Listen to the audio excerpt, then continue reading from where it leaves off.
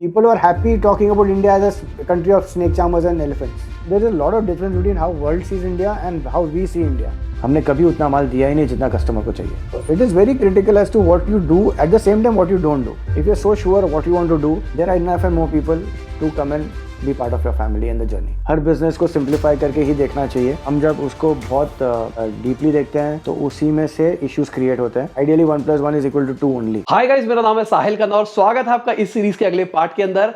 और आज हमारे साथ में एक ऐसी कंपनी के सीईओ है जो कि आपको बहुत कुछ बताने वाले ब्रांडिंग के बारे में, और कुछ क्वेश्चंस हम जानेंगे. बेसिकली आप जीन्स पहनते हो, बहुत सारे ब्रांड्स की पहनते हो, एक पॉपुलर ब्रांड है, उनसे जानते हैं उनके बारे में. I am Sanjay and I am from Spyker and हम भारत के यूथ के लिए उनका फेवरेट गारमेंट बनाते हैं, जीन्स. तो मुझे अपनी जर्नी बताओगे कि स्टार्टिंग कैसे करी? सबसे पहली ये कंपनी थी या इससे पहले कुछ और भी किया था? अर्ली डेज स्टारडस्ट और शो टाइम दो मैगजीन्स थी, काफ़ी पॉपुलर थी इंडिया में. और उसी ग्रुप में शो सैवी थी और एक सोसाइटी मैगजीन थी. तो मैं सोसाइटी मैगजीन का मार्केटिंग हेड था. ठीक है. और वहाँ से मैंने मेरी जर्नी शुरू की. जो हमारे फाउंडर थे वहाँ पे और जो सीईओ थे, मैनेजिंग डायरेक्टर जो थे, वो थे मिस्टर नारी हीरा. और शायद ही इतने स्वभाव और वेरी वेल ग्रूम्ड इंडिविजुअल को मैं कभी मिला था. सिंस वो लोग ग्लैमर में थे, द इंडस्ट्री वाज ग्लैमर. बहुत जल्दी मैंने बहुत सारी चीज़ें देखी और समझी, एटलीस्ट इस ग्लैमर वर्ल्ड के बारे में, कि आपके रिसोर्सेस को आप किस तरह से बेस्ट यूटिलाइज कर सकते हैं. और आई थिंक आज भी मुझे लगता है कि उस दौर के जो लर्निंग्स है वो आज भी मुझे बहुत काम आते हैं. कुछ लर्निंग बताओगे एक दो? उनका एक प्रिंटिंग प्रेस हुआ करता था और मैं एज ए इंटर्न मैंने वहाँ पर ज्वाइन किया था.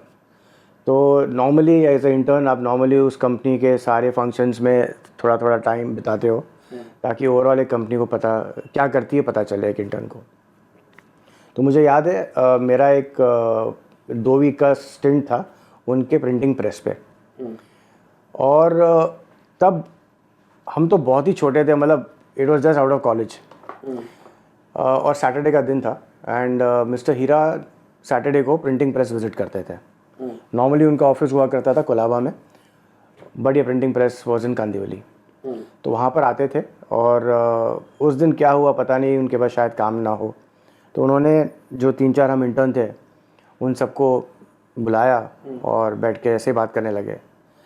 तो वहाँ पर बात करते करते उन्होंने हमारा बैकग्राउंड पूछा. और वहाँ पर मैंने जब उनसे बात की तो I have to step back a few more years. College के दौरान for my pocket money I used to take trips to Bangalore and कपड़ों का शौक था, दैट्स अबाउट इट. वहाँ पर they used to be a brand called Camel. उस time में वो जर्मनी का एक अच्छा ब्रांड था और उसके कपड़े एक्सपोर्ट्स में वहाँ पे बनते थे और बहुत सारा एक्सपोर्ट सरप्लस. एक शॉप हुआ करती थी वहाँ पे, वेयर हाउस, जो एक गोकुलदास करके एक बहुत बड़ा एक्सपोर्टर है इंडिया में, उनकी एक्सपोर्ट सरप्लस की स्टोर थी. वहाँ से मैं वो प्रोडक्ट्स खरीद के, जो कैमल के शर्ट्स है, वो आके मैं बॉम्बे में बेचता था. तो जस्ट अबाउट थोड़ा बहुत जो आर्बिट्राज मिल जाता था, चंद रुपए अपने लिए इनफ थे उस टाइम पे, वो मैं करता था. और उसके साथ साथ मैंने एक मेरी छोटी सी फैक्ट्री डाली थी ड्यूरिंग कॉलेज. ट्राउज़र्स मैन्युफैक्चर करता था. तो इच्छा ये थी कि मैं अपनी एक दुकान डालूं, बट पैसे के अभाव से, और I had no connection to the garment trade. तो my family was in their own business but they were in the footwear business. हाँ, और मैं वहाँ पे जाना नहीं चाहता था. तो हम किसी समय किसी को मिले थे जो एक मास्टर था, और मास्टर आप जानते हो कि फैक्ट्री लाइन में बहुत ही क्रिटिकल इंसान है. तो उनके साथ मिलके मैंने एक छोटा सा फैक्ट्री डाल दिया था बॉम्बे में. और लोगों के लिए मैं माल बनाता था, जॉब वर्क करता था और साथ साथ में पढ़ाई करता था. ठीक है. ये जो माल बना रहे थे, ये माल एक्सपोर्ट वाला ही आ रहा था? नहीं, ये लोकल डोमेस्टिक मार्केट के लिए माल बनता था. ठीक है. और आज अगर मैं कहूँ तो इसको प्लेगराइजेशन बोल सकते हैं, बिकॉज जिसके लिए मैं माल बनाता था वो सारा माल फेक लेबल्स में ही बनते थे। कहीं पर पियर कार्डन बन गया, कहीं और कुछ नाम से बन जाता था। बहुत अर्ली डेज से हमें पता नहीं था ये एग्जैक्टली क्या है, इसके इम्प्लीकेशंस क्या होते हैं, बट मेरे लिए that was my initiation into the garment industry. That plus what I did with buying and selling of those shirts from warehouse. So ये दो चीज़ के बारे में मैंने जब इनसे कहा, नारी जी से, तो उनको एक अलग किस्म की इच्छा पैदा हुई। उनको भी लेटेंट एक इच्छा थी कि उनकी भी एक ब्रांड बने। तो उन्होंने कहा कि संजय एक काम करिए, आप मुझे आके ऑफिस में मिलिए। तो उस टाइम पे एट माय एज एंड मैं जितना जूनियर था वो हिसाब से देखें तो बहुत कम जनों को मिस्टर नारी हीरा को उनके कैबिन में या उनको मिलने का सौभाग्य या ऑनर वाज देयर। तो from the factory, the printing press, next Monday or Tuesday I was called Colaba. मैं उनको जाके वहाँ पे मिला, उन्होंने सब कुछ समझा मेरे बारे में। मेरे फैक्ट्री के बाद मैंने जिसका मैं माल बनाता था उसी की बैग उठाकर I have sold his products also in the entire Mumbai and western India region. तो वो जो पूरा एक्सपीरियंस था मेरा, उसको समझते हुए उन्होंने कहा कि हम एक लेबल शुरू करेंगे, नारी हीरा डिज़ाइनर कलेक्शन। तो उस समय एक्सपोर्ट्स में कोटा हुआ करते थे, तो इतना इजी एक्सपोर्ट्स नहीं था वहाँ पे। और बट ओनली जो हैंडलूम या इंडियन एथनिक प्रोडक्ट्स होते हैं उसके लिए कोटास की ज़रूरत नहीं थी। तो हमने सिल्क शर्ट्स और टाइज एंड क्रावाट्स का काम शुरू किया बिकॉज इसमें कोटास नहीं थे। And that was my first learning from this gentleman that कि जहाँ पर आपको एक अपॉर्चुनिटी दिखती है और आपकी कोई इच्छा है, इन दोनों को कैसे मैरी किया जाता है। तो उन्होंने मुझे एंटायर प्रोक्योरमेंट पे डाल दिया कि जहाँ पर हम छोटे छोटे कस्बे में जाए जहाँ पर सिल्क बुना जाता है, वहाँ से वो प्रोडक्ट को लेके ब्रिंग इट टू बॉम्बे, यहाँ पे उसको कन्वर्ट करो शर्ट्स में या टाइज या क्रावाट्स में।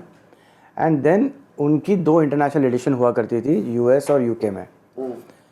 तो उस international edition of Stardust and Show Time में वो मेल ऑर्डर कैटलॉग के थ्रू इस प्रोडक्ट्स को अमेरिकन और ब्रिटिश ऑडियंसेस को बेचते थे। तो if you really look at it, cost implications क्या है apart from the inventory, there was nothing else that he added to the cost. उनके बाद एक सेटअप था जो यूके और यूएस में था, उनकी ऑफिसेस थी, वहाँ पे उनके वेयर हाउसेस थे, मार्केटिंग फ्री थी और उनकी खुद की मैगजीन्स थी, और वही मैगजीन के थ्रू वो कंज्यूमर तक पहुँचते थे और मेल ऑर्डर बिजनेस करते थे। So mail order is probably the I can say the prehistoric version of e commerce, right. So हमने वो वहाँ पर उनसे उस समय वो नहीं समझ में आया कि ये इतनी अच्छी और इम्पोर्टेंट लेसन है। हम करते गए, साथ साथ जब हमने ये बिज़नेस सेटअप किया तो उन्होंने मुझे मैगज़ीन के मार्केटिंग से निकाल दिया था और इस तरफ स्पेशल प्रोजेक्ट्स में डाल दिया था। तो उनकी जितनी भी इच्छाएं थी from a perspective of innovation to do new things, वो शायद मुझे लगता है कि उन्होंने मेरे थ्रू बहुत सारी चीज़ें की। And I am very very happy and lucky that वो मैं था। आपने बेसिकली बहुत सारे बिजनेसेस सेटअप करे उनके एज अ सीईओ बन के। सीईओ बोलूँ या मैं चपरासी भी था और मैं सीईओ भी था उसका उस समय उस बिज़नेस का। तो उसके बाद उन्होंने हमें एक और बिज़नेस में इन्वॉल्व किया। उन्हें गेम्स का बिज़नेस करना था, बोर्ड गेम्स। तो बोर्ड गेम्स में जो लागत है वो पेपर की है, प्रिंटिंग की है और डाइस की है। ये 3 के अलावा कुछ और नहीं लगता है। तो प्रिंटिंग प्रेस था उनके पास, तो पेपर और प्रिंटिंग दोनों उनके घर पे था। प्रिंटिंग प्रेस में डाउन टाइम होता है, वो फ्री टाइम था उनके पास, और डाइस का तो कॉस्ट वैसे भी कुछ नहीं होता है। तो उन्होंने यूएस में जाके एक लाइसेंस लिया गेम ऑफ हेल्थ का। यहाँ पे एक और इनके पास मैगजीन थी, the health and nutrition magazine. तो गेम ऑफ हेल्थ उन्होंने मैग्ना के गेम्स डिवीज़न शुरू करके उसके अंडर लॉन्च किया। तो जिसमें obviously there were some things that you have to do, but again whatever resources he had, he made use of that. He didn't add any cost to that, but he created an opportunity on revenue. And finally एक और बहुत interesting चीज़ हमने की उनके साथ, वो ये थी कि उनको इंडिया में हम जानते हैं कि बहुत सारे फोक आर्टिस्ट हैं, राइट, जो क्राफ्ट्समैन भी है, बट इनके पास कोई प्लेटफॉर्म नहीं है जहाँ पे वो लोग अपनी काबिलियत और अपने हुनर को दिखा सकें. तो उन्होंने एक बहुत ही इंटरेस्टिंग कॉन्सेप्ट शुरू किया था, the society exhibition. So basically उन्होंने उस टाइम पे ये छोटे छोटे ऑन ग्राउंड इवेंट्स करके उनको उसके मैगज़ीन को मार्केट करने का एक ज़रिया बनाया था. जो आज हम देखते हैं बहुत सारे लोग जो पब्लिकेशंस में है, वो लोग बहुत सारे कॉन्फ्रेंसेस करते हैं ताकि उनके पब्लिकेशंस को प्रमोशन हो सके. ये मैं बोल रहा हूँ 1991 में उन्होंने ये तब से करना शुरू किया था. मैं पैदा हुए थे. सो वहाँ से उन्होंने ऐसी ऐसी चीज़ें यूज़ की है जो एक तरह से उनके रेवेन्यू को भी सपोर्ट करे और दूसरी तरह से उनकी जो कोर बिजनेस है उनको भी वो प्रमोट कर सके. तो सोसाइटी मैगज़ीन में obviously they were the very elite people of the society were always covered, और बहुत ही प्रेस्टिजियस था to appear in the society magazine. जैसे आज वोक के लिए है या कॉस्मो में आना इम्पोर्टेंट है, उस समय सोसाइटी मैगज़ीन में हुआ करता था. आने वाले टाइम में फाउंडर अनफिल्टर्ड भी ऐसे बनाएंगे. I am sure. सो वहाँ पर उन्होंने मुझे और एक और दो कलीग थे, उन्हें पूरे इंडिया में ट्रैवल करने को कहा ताकि हम कस्बे कस्बे में जाए और वहाँ के लोकल क्राफ्ट्समैन और उनके क्राफ्ट को बॉम्बे ले आए और एक 6 दिन का एग्जीबिशन करें. और उन 6 दिनों में ही will invite all the top people of the city to come and have opportunity to buy the products. तो एक प्री कंडीशन था कि जो लोग आएंगे उनके पास कोई सेल का ज़रिया नहीं होना चाहिए. हाँ, इसके अलावा कोई दुकान नहीं होनी चाहिए, कमर्शियल एंटरप्राइज नहीं होना चाहिए. He genuinely wanted to promote the craftsman. तो ये मैंने वहाँ पे किया. 2 एग्जीबिशंस में मैंने पार्टिसिपेट किया. मैंने पूरा इंडिया ट्रैवल किया, north east, the entire belt of Bhagalpur and Bastar and Bhadohi जहाँ पे कागज बनते हैं, everything. So at that age, बहुत छोटी उम्र में मैंने इतना सारा इंडिया देख लिया और इतने सारी चीज़ें देखी इंडिया की कि I have only him to thank. और शायद ही इतना लकी कोई हो सकता है कि इस छोटे से पीरियड में. एक और चीज़ बहुत इंटरेस्टिंग मैंने देखी उनके पास एक मड आइलैंड में बंगलो था. और तब BBC हिंदी ने एक उनको प्रोजेक्ट दिया था to make 21 films for BBC. तो उन्होंने मेरे ख्याल से 2.5 या 3 महीने में वो एक बंगलो को सेट बनाकर उन्हें 21 मूवीज़ बनाई. आदित्य पंचोली को मेरे ख्याल से 5-6 हज़ार रुपये का सैलरी पे रखा, जो महीने की इतनी साल तनख्वाह है. और एक नीता पुरी करके बहुत छोटी एक्ट्रेस थी उस टाइम पे, उसको भी ऐसे ही कुछ सैलरी दी होगी. और दोनों सेम एक्टर्स प्लस 1 और 2 मोर पीपल, 21 मूवीज़ तब उन्होंने लॉन्च किया था हिबा फिल्म्स. सो एक बंदा मतलब किस तरह से कॉस्ट को ध्यान में रख के आउटपुट कर सकता है, जो बहुत ब्यूटीफुल आउटपुट है. Nothing was a compromise. तो मैंने हिबा फिल्म्स देखी थी. उसके बाद मैं उस शूट में भी गया था, तो मुझे पता है एग्जैक्टली एज अ कंज्यूमर मैंने उस चीज़ को किस तरह से देखा था, और as a person involve with it कि ये कहाँ पर उन लोगों ने किस तरह से बहुत स्मार्टली पूरा कॉस्ट के ऊपर ध्यान रख के छोटे बजट में किस तरह से इतना आउटपुट निकाल के दिया. तो ये सारी जो चीज़ें थी, और ये सब 1.5 साल के अंदर हुआ. तो मुझे ऐसा लगता है कि बहुत ही अच्छे दिन थे मेरे वो 1.5 साल. ये अलग बात थी कि ये सारे 1.5 साल मैंने 800 रुपये की सैलरी पे काम किया, लेकिन जो उन्होंने हमें दिया उसका शायद ही कोई प्राइस हो जो मैं उसके लिए असर्टन कर सकता हूँ. तो बहुत ही एक तरह की MBA कर ली. MBA कर ली, और प्लस इनोवेशन एक्चुअली क्या होता है या out of the box thinking क्या होता है, उसको मैंने बहुत पर्सनली और बहुत ही अपेरेंटली देखा कि एक आदमी इतना इंटेलिजेंट, और वो दिन में 2.5 घंटे से ज़्यादा काम नहीं करते थे. He used to be in the office at 8:30, by 12 he was out of the office, lunch and then golfing. तो ये लाइफस्टाइल मैंने उनकी देखी एवरी डे फॉर 1.5 ईयर. उस समय मतलब it is really a good experience for anybody to have. So those are my early days. तो basically आपको एक टास्क असाइन किया जाता था कि आप कुछ भी करो, आप अपने हिसाब से पूरा रिसर्च करते थे, फिर आप उनको प्रेजेंट करते थे कि मेरा प्लान ऐसा कुछ है, फिर वो कहते थे गो हेड, या फिर वो पूरा प्लान आपको देते थे, एग्जीक्यूट आपको करना. मेरे को बोलते थे कि संजय गेम ऑफ हेल्थ शुरू करना है, आप जाके इसका डिस्ट्रीब्यूशन सेटअप कर लो. अब कुछ पता नहीं है. बॉम्बे में एक जगह है अब्दुल रहमान स्ट्रीट जहाँ पे स्टेशनरी की पूरी मार्केट है. अब वहाँ चले गए, दुकानों में पूछने लगे कि यहाँ पे गेम्स के होलसेलर्स कौन है.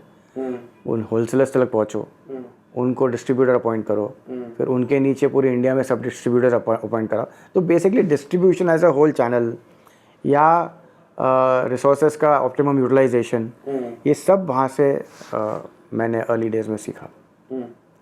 तो बहुत ही इंटरेस्टिंग था. आप वो कोई भी चीज़ में कभी आपको सपोर्ट नहीं करते. उनका खाली एक आस्क होता, ये करना है, ये आप करो, ये टाइमलाइंस है, गो. उसके बाद जब एक चीज़ सेटअप हो जाती थी, फिर उसको एक टीम ऑपरेट करती थी और आपको दूसरा प्रोजेक्ट, मेरे को दूसरा प्रोजेक्ट मिल जाता था. ठीक है. फिर उसके बाद कॉन्फिडेंस तो बहुत बढ़ गया होगा 1.5 साल के अंदर. बहुत अच्छा था. तो मैं एक आई वॉज अ रोट्रैक्टर उस समय, और हमारे एक रोट्रैक्ट क्लब के कलीग थे जो एक केमिस्ट थे, और एक और कलीग थे जो डीजे थे. तो डीजे ने केमिस्ट को बोला कि तेरा बिजनेस बहुत बोरिंग है, तो लेट्स स्टार्ट क्लोथिंग. तो केमिस्ट ने तो पैसा डाल दिया और एक ब्रांड शुरू कर ली उन्होंने. टी शर्ट्स बनाने लगे, क्योंकि टी शर्ट्स बनाना क्वाइट ईजी है. क्योंकि फैब्रिक लिया, मैनी मैन्युफैक्चरर्स, आप कन्वर्ट करा लो, काम हो जाता है. और ये होते होते डीजे को एक जॉब मिल गया दुबई में, तो वो बेचारा चला गया. अब केमिस्ट के पास टी शर्ट के कपड़े और कोई आइडिया नहीं कि किस तरह से इसका काम किया जाए. उस समय मेरे 2 कलीग भी थे वहाँ पे in Rotaracts. They both are very very highly placed now. But एक फ्रेंड था मेरा, अजय आशर, और साथ में धर्मेश जैन एक और दोस्त था. अजय आशर और धर्मेश जैन और मैंने, एक कलीग है संजय केडिया, इन चारों ने मिलकर एक कंपनी स्टार्ट कर दी, DSS सोर्सिंग. जहाँ पर ये जो केमिस्ट था, हमने उनके साथ जुड़ के we became the company to manufacture products for him and also sell the products for him. तो ये पूरा एक जो वाक़या हुआ वो सारा साइमल्टेनियसली हुआ. मेरा मैग्ना से निकलना, क्योंकि ये for a long time I was not paid well. तो एक अपने एज पे एक होता है कि भाई ये सब इतना से हमसे काम करा रहे हैं. उस समय तो ये नहीं समझ में आया कि मैं क्या सीख रहा हूँ. हमको तो ऐसा लगा कि मेरा शोषण हो रहा है. तो हम निकल गए. और उसी टाइम पे ये होना रोट्रैक में, जहाँ पर मेरा जो दोस्त है राजू मुखी, उनका फंसना इन्वेंट्री के साथ, ये दोनों सेम टाइम पे हुआ.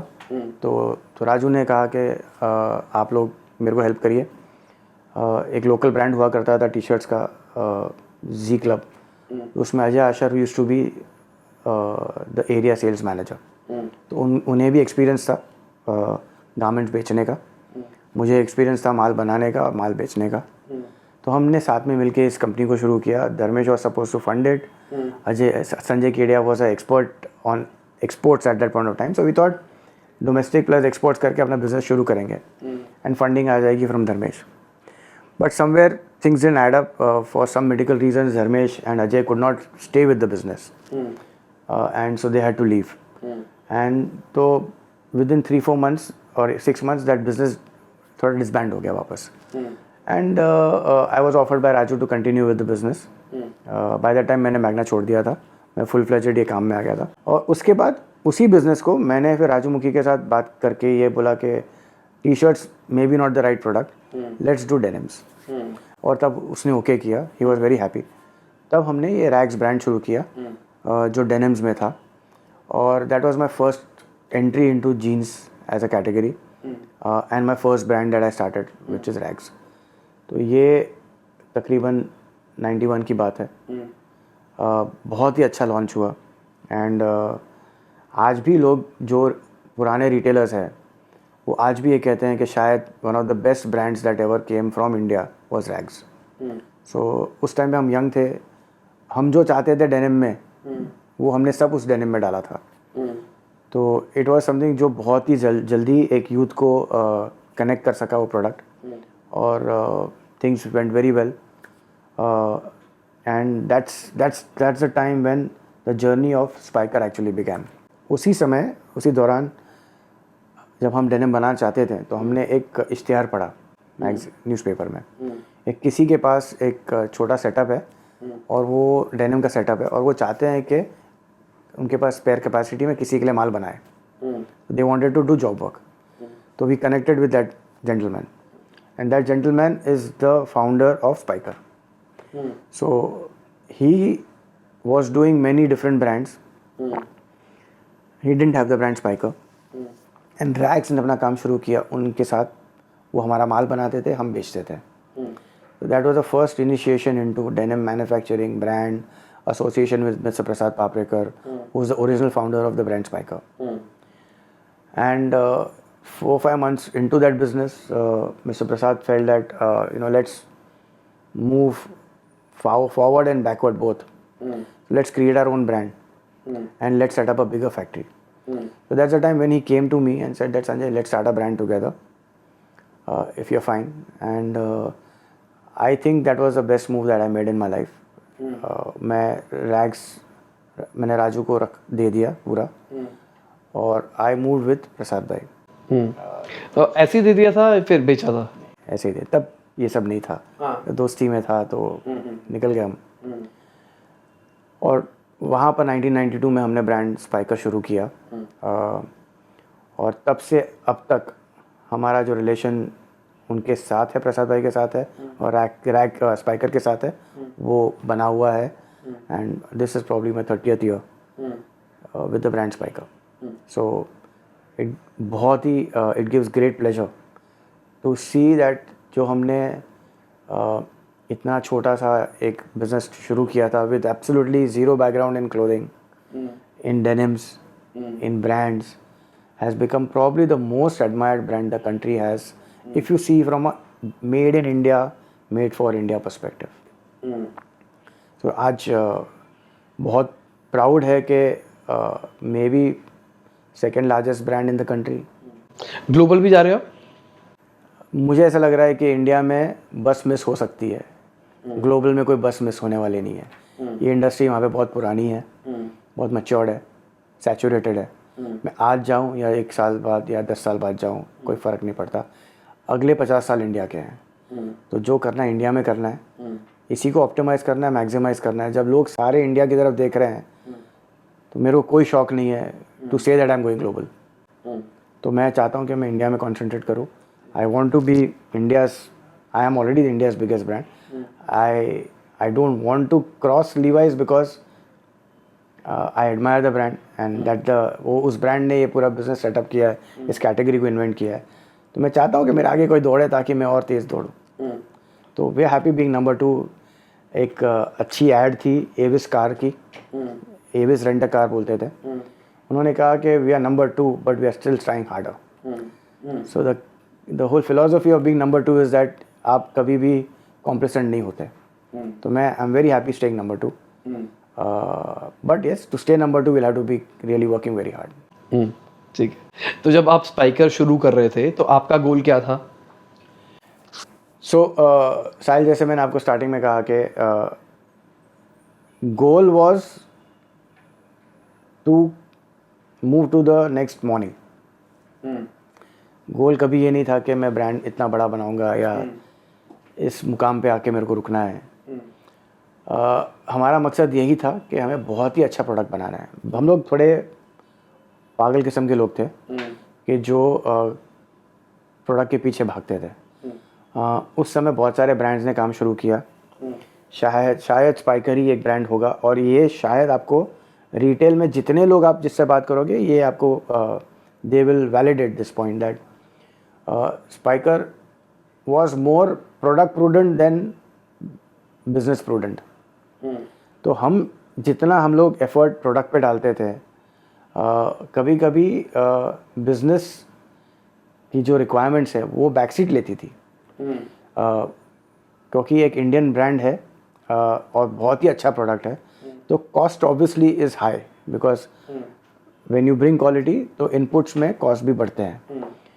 बट सिंस हम एक इंडियन ब्रांड थे, the trade never allowed us to charge the right price. तो मतलब कंज्यूमर बोलता था भाई आप इतना क्यों ले रहे हो, रिटेलर बोलता था भाई आप इतना क्यों ले रहे हो, रिटेलर साथ में ये भी बोलता था कि भाई आप इंडियन ब्रांड हो तो इतना ही क्यों दे रहे हो मेरे को. सो हमारे मार्जिन ज़्यादा हुआ करते थे, हमारे प्राइजेस कम हुआ करते थे, तो हमको दोनों तरफ से स्क्वीज होता था. हम कमाते भी कम थे, हम कंज्यूमर से भी कम लेते थे. तो बट कहीं पर इस 30 साल की जर्नी में हमने कभी भी एक भी दिन प्रोडक्ट क्वालिटी, डिज़ाइन, इनोवेशन पे कॉम्प्रोमाइज़ नहीं किया. और शायद ही ऐसा कोई प्रोडक्ट होगा इंडिया में जो सिर्फ अपने प्रोडक्ट के बलबूते पे खड़ा हुआ है.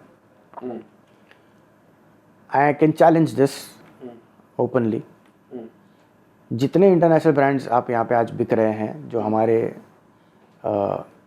हमारे सर्कल के बोले जाएं, जहाँ पर लीवाइस है या पेपे है या यूएस पोलो है, आप ब्लाइंड टेस्ट करेंगे तो 100 में से 100 टाइम्स ओनली स्पाइकर उठाया जाएगा. इतना अच्छा प्रोडक्ट है. तो इस वजह से हमने जो कंज्यूमर्स हमारे फैमिली में जुड़े वो इतने स्ट्रॉन्ग और इतने लॉयल है कि हमें कभी भी रिपीट सेल का इशू नहीं आया. वेदर आप प्रोडक्ट बोल लो, the hidden area is that हमने सारे फिट्स अपने इंडियन ऑडियंसेस के लिए बनाए. All international brands have their own fits, but they were not made for India or Indian bodies as a whole. Spiker was probably the only brand at that point of time who was trying to create a fit for the Indian bodies. हमारे टॉर्सोस अलग हैं, हमारा lower torso अलग है, अपर torso अलग है compare to international.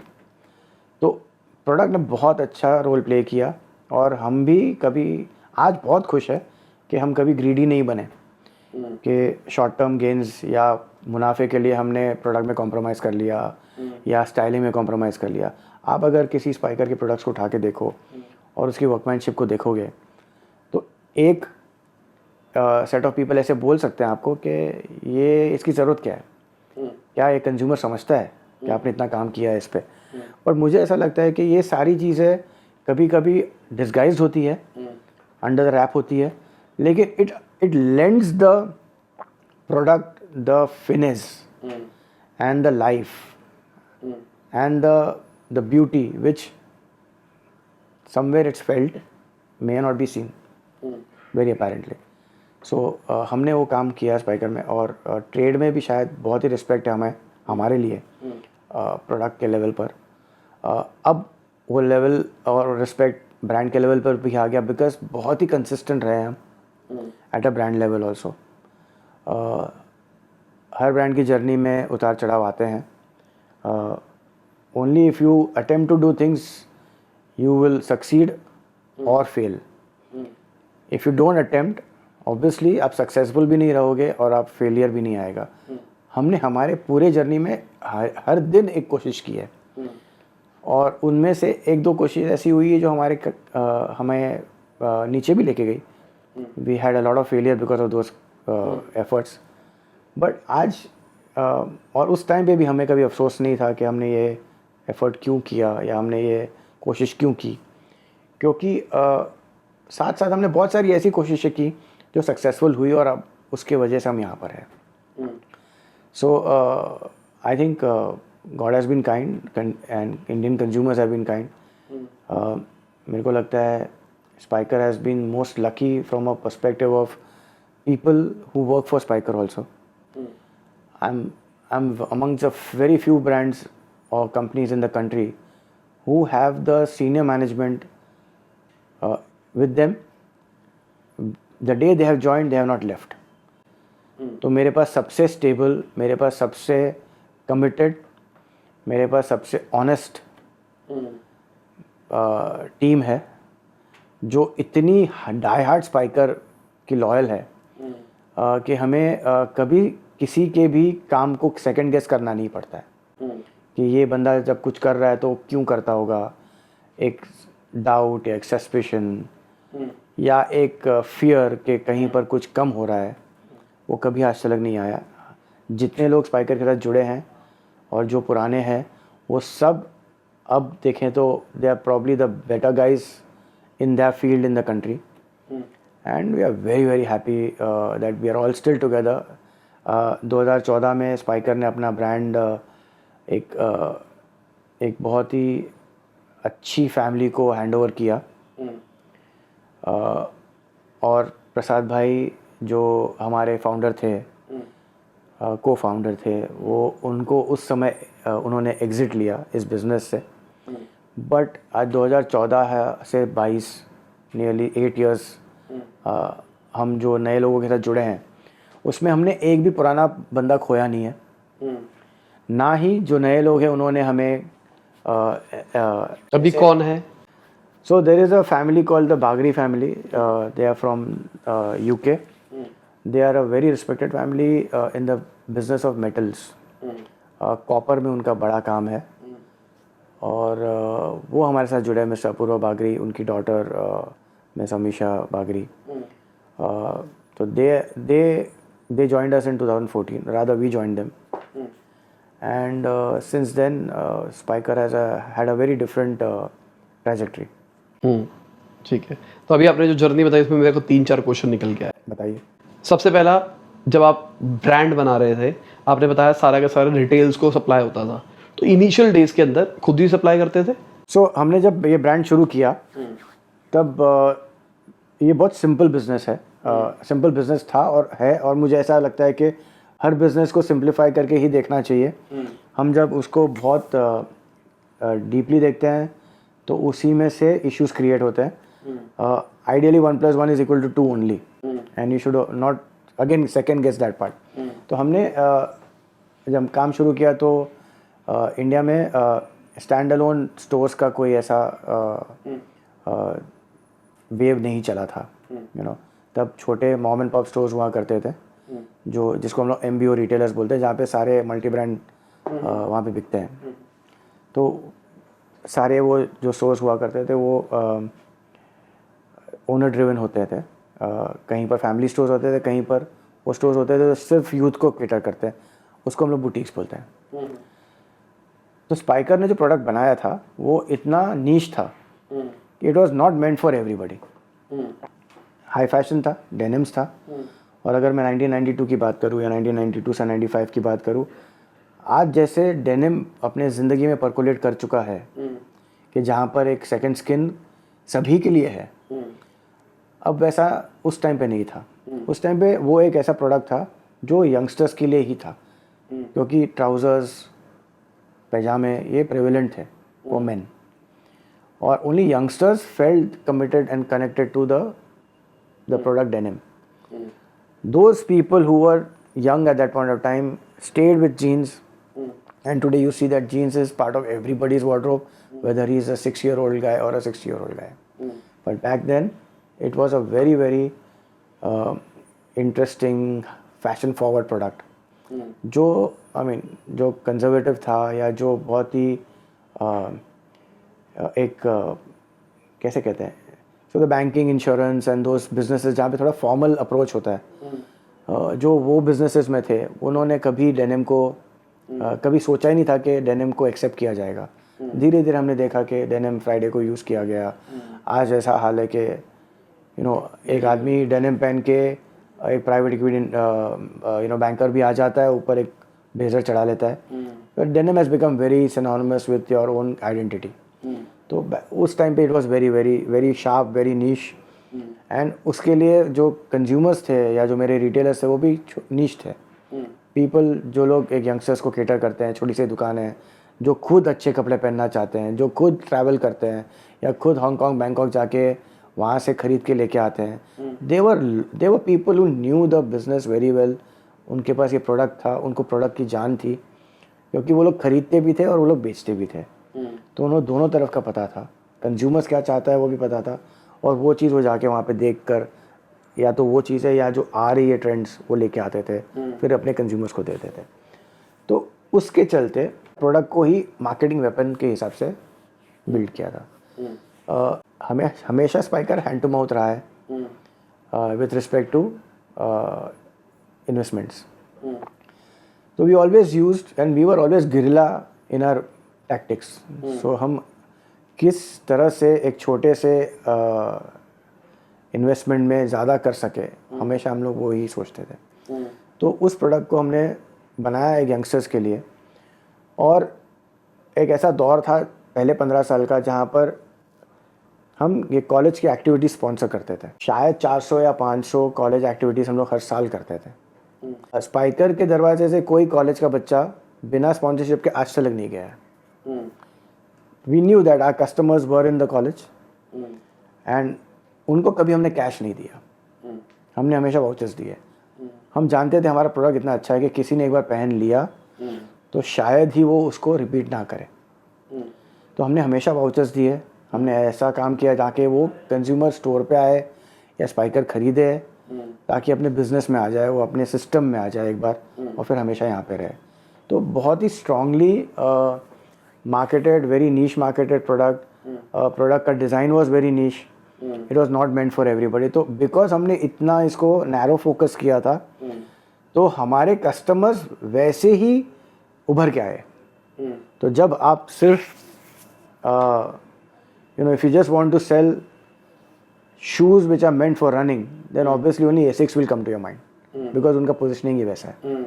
Similarly हमने इतना स्ट्रांगली इसको नैरो फोकस हमारे ब्रांड को किया कि जो यंगस्टर्स है, जो फैशन फॉरवर्ड है, जो कुछ नया करना चाहते हैं, जो नया एक्सपेरिमेंट करना चाहते हैं, जो रिटेलर्स इस एक्सपेरिमेंट को बढ़ावा देना चाहते हैं, वो ही अपना एक स्टेप आगे लेके आए। तो एक हमारी एक छोटी सी बिरादरी बन गई, जहाँ पे स्पाइकर, वो रिटेलर्स और वो कंज्यूमर्स। मुंबई खाली कर रहे थे? नहीं, it was through the country, through distribution. हमारे डिस्ट्रीब्यूटर्स भी हमने कभी ऐसे नहीं सिलेक्ट किए कि जिसके पास बहुत पैसा है, हमने ऐसे किए जो बहुत एंथुसियास्टिक है। ढूंढते कैसे थे? आ जाते थे अपने आप ही। And India is entrepreneurial country. हर बंदे के अंदर एक जज्बा है खुद का काम करने का। तो मुझे ऐसा है कि हमको लोग ढूंढते हुए आए कि मैं दिल्ली से हूँ, मेरी एक छोटी सी दुकान है, मैंने आपके प्रोडक्ट देखे हैं, मेरे को बहुत अच्छे लगे, क्या मैं डिस्ट्रीब्यूटर बन सकता हूँ? या सिमिलरली कोई आदमी एक दुकान में काम कर रहा है, उसके पास पैसे नहीं है, वो बोलता है मेरे को प्रोडक्ट बहुत पसंद है, मेरे को अपना कुछ करना है, क्या मैं आपकी एजेंसी ले लूँ? I don't have money to invest, but मेरे पास I am very interested in selling, I love your product. तो हमारे लिए प्री क्वालिफिकेशन ये था कि he should love the category, love the product, he should respect what we are doing. And when you build a team which is as enthusiastic and as committed, not from loyalty perspective but the love for the whole business, and we are on the same page, then obviously उतनी ही वो जान लगा देता है उस product में बेचने के लिए, क्योंकि उनके पास और कुछ नहीं है। ये नहीं क्लिक हुआ तो उनको बहुत कुछ खोना है। अगर मैं एस्टैब्लिश डिस्ट्रीब्यूटर के पास जाता जब मैं छोटा था, तो मैं वन मोर प्रोडक्ट होता उसके बास्केट में, तो शायद मुझे वो इतना ध्यान नहीं देता। If you are so sure what you want to do, there are enough and more people to come and be part of your family in the journey. So ऐसा ही हुआ स्पाइकर में। तो स्टार्टिंग में बेसिकली आपने क्या किया? Boutiques लिए, प्रोडक्ट बनाया, बहुत अच्छा बनाया जो एक यंगस्टर के लिए है। फिर उसके लायक दुकानें हमने ढूंढी जहाँ पे हम ये माल बेचेंगे, क्योंकि हमारा माल बहुत अच्छा था और वो एक इम्पोर्टेड प्रोडक्ट के काउंटर का था। तो वो एक रिटेलर को हम बहुत सूटेड थे, बिकॉज यहाँ पे कोई था जो ख़राब अगर प्रोडक्ट है, डिफेक्ट प्रोडक्ट है, उसे वापस भी ले सकता है। 32 की साइज़ बिक गई तो उसको रिप्लेनिश भी कर सकता है। तो ये सारी चीज़ें बहुत अच्छी थी उस रिटेलर के लिए, तो उन्होंने हमें बहुत अच्छी तरह से एक्सेप्ट किया और उन्होंने इस ब्रांड को बहुत बड़ा बनाया, रिटेलर ने और हमारे कंज्यूमर ने। और ये जो सिलसिला हमारा चलता गया, हमने इसको इसी तरह से सिंप्लीफाई करके रखा। One very important thing that Spyker did, जो शायद हमें सब ने करना चाहिए, वो ये है कि प्रवाह के सामने हमको उल्टा नहीं चलना है। We should not swim against the stream, right. जहाँ पर ये मार्केट जा रहा था, जिस तरह से ये मार्केट बदल रहा था, स्पाइकर ने हमेशा उनसे स्टेप टू स्टेप मिलाकर बदला है। तो पहले हमने एमबीओ मार्केट्स को केटर किया जहाँ पे एक ओनर ड्रिवन दुकानें थी। वहाँ के बाद हमने देखा कि एक multi brand outlet national chain store का इमर्जेंस हो रहा है, जहाँ पे शॉप और शॉप जैसी दुकानें हैं, या पैंटलून है, या लाइफस्टाइल है, सेंट्रल है, ऐसी दुकानें आने लगी। तो जहाँ पे जो ब्रांड नेशनली ऑपरेट कर सकता है with the terms and conditions that they wanted, वो ब्रांड को वहाँ पे उन्होंने जगह दी। तो स्पाइकर इस कैटेगरी से निकलकर इनके साथ भी काम करने लगा। अब यहाँ पर एक अलग कंज्यूमर आया, एक फैमिली ऑडियंस आई। वहाँ सर अगर आप देखो रिटेल को, तो इवॉल्व होकर स्टैंड अलोन ब्रांड की दुकानें डलना शुरू हो गई, जो एक्सक्लूसिव आउटलेट्स बोलते हैं। तो वहाँ पर हमने उसी समय हमने we entered that part of the business also. 2003 में हमारी पहली दुकान हमने शुरू की थी। And moving now to the time when e-commerce is so prevalent, Spyker is a very very strong brand on e-commerce also. So what's important to note over here is that if we don't change with times, and this is a problem with a lot of Indian entrepreneurs, कि जहाँ पर वो they get settled and they get comfortable with the environment, और जहाँ पर थोड़ा environment change हो जाता है, उनके discomfort की वजह से वो उस environment को अपना नहीं सकते। और बहुत सारे ब्रांड जहाँ पर हमने शुरू किया, हमारे साथ जिन्होंने शुरू किया, उन्होंने ये चेंज को अपनाया नहीं, और आज या शायद नहीं है वो ब्रांड, या बहुत ही छोटे रह गए हैं। तो as a brand we were very progressive. हम हमारे कंज्यूमर के साथ थे हमेशा, एक from a point of view of distribution and also from the point of view of fashion. I would like to glamorize it, but it's not as glamorous. Great. Normally stories बहुत glamorize हो जाती है। मैं इसको कहता हूँ selective story telling, कि आप पॉइंट्स उठाते हो। मैं बहुत डिप्रेस हो गया था, हम लॉस में आ गए थे, फिर अचानक ही ये हुआ, फिर वो मसीहा की तरह निकल गया है। आपने कुछ भी नहीं किया। स्टोरी इससे एकदम ही विपरीत है। हमने इस 30 साल में एवरी डे को डेस्टिनेशन समझा। हमारे सामने कभी कोई डेस्टिनेशन था नहीं। हम ऑफिस आना चाहते थे, रात को सोते थे तो ये सोचते थे कि यार कब ये रात ख़त्म हो और हम ऑफिस पहुँचे। हमने हमारे पूरे दिन को एक ऐसा डे बना दिया कि जिसको हम उस दिन को एंजॉय करते थे। तो journey was always the important part, and beautiful relationships हमने सेटअप की इन 30 सालों में। सब लोग ऐसे हो गए जैसे हमारा एक्सटेंडेड फैमिली है। At the end of the day I feel that you know every day has been, we have never been unhappy at Spyker. There were times when things were not right, but I think we enjoyed it that time also. In fact, we took up the challenge to ensure that in the worst days our product should not go down. In fact, my team, and there are 2 more people, I have to take their names, Akshay Jain and Rajesh Sharma, who are again Delhi based. So जैसे मैं यहाँ पे मैंने western India को setup किया distribution में, उन्होंने northern India को सेटअप किया। तो हम तीनों ने इतना हमने इसके ऊपर एफर्ट डाला कि you know, every single day we cherished our association, our relationship. We used to fight like cats and dogs because हमारे पास तब माल कम था और ये 2 important territories थी, माल के लिए लड़ती थी। और लेकिन from competitors now to colleagues, it's been a great journey, and every single day we have tried to enjoy the day. And I was referring to those times when दिन बहुत ख़राब थे हमारे। 2008 में लेमैन ब्रदर्स का crash हुआ। उस समय हमने 2-3 प्रोजेक्ट्स हाथ में ले लिए थे जो बहुत ही ज़्यादा अग्रेसिव प्रोजेक्ट्स थे। और उस समय because financial world went through a turmoil, a lot of people who had promised us support on finance backed out, and we went through a very bad time 2008 to 2011. But ये 3 साल में हमने जो उस 3 सालों में प्रोडक्ट को actually reverse engineer करके इतना ऊपर ले गए कि कंज्यूमर लेवल पे, at end consumer level, nobody realize that Spyker was in trouble, because the product जो आ रहा था वो इतना अच्छा आ रहा था कि किसी कोई कारण नहीं था उनको लगने को कि कुछ गलत हो रहा है। ट्रेड को पता था, हमें पता था, लेकिन we all work well together. आज after so many years, I don't think that a single person in the trade who will come back and say that we lost money because of Spyker, or Spyker has not been able to pay us our dues. No, not a single guy. So the worst times we took the hit on us. We stood tall. And today for us उस बुरे दिन को navigate करने के लिए हमें इस company को खोना पड़ा. As from an ownership perspective, we had to sell because हम चाहते थे कि ब्रांड को इम्पैक्ट नहीं होना चाहिए, ब्रांड रहनी चाहिए, ब्रांड इटर्नल है, और हम चाहते थे कि हम तकलीफ़ में है उस वजह से कहीं ये बिज़नेस को इम्पैक्ट ना आ जाए, और इस बिज़नेस के साथ इतने सारे लोग जो जुड़े हुए हैं उनको इम्पैक्ट नहीं आना चाहिए, बिकॉज बहुत सारी फैमिलीज़ हमारे साथ जुड़ी है. Nearly directly indirectly 5000 families are associated with us. अगर ब्रांड के साथ कुछ होता या बिज़नेस के साथ कुछ होता तो इन सारे 5000 लोगों को तकलीफ़ होती. तो us and Prasad bhai, we took a very large call that let's give the brand away so that the brand stays alive and it flourishes. आपने पूरा ब्रांड, पहले क्या था, इक्विटी स्ट्रक्चर कैसा था, बाद में क्या? So 2014 में पूरा ब्रांड नहीं दिया था हमने, डील कुछ और थी, बट इवेंचुअली हमने ये देखा कि जो आए हैं नए इन्वेस्टर्स, वो लोग भी फाइनेंशियल इन्वेस्टर्स नहीं थे, they were strategic investors. It's a good family, a good business family. तो दो बिजनेस फैमिली साथ में बैठ के कभी काम नहीं कर सकते, बिकॉज दोनों के व्यू पॉइंट्स अलग होते हैं, सबका स्टाइल अलग होता है, प्रिंसिपल्स अलग होते हैं.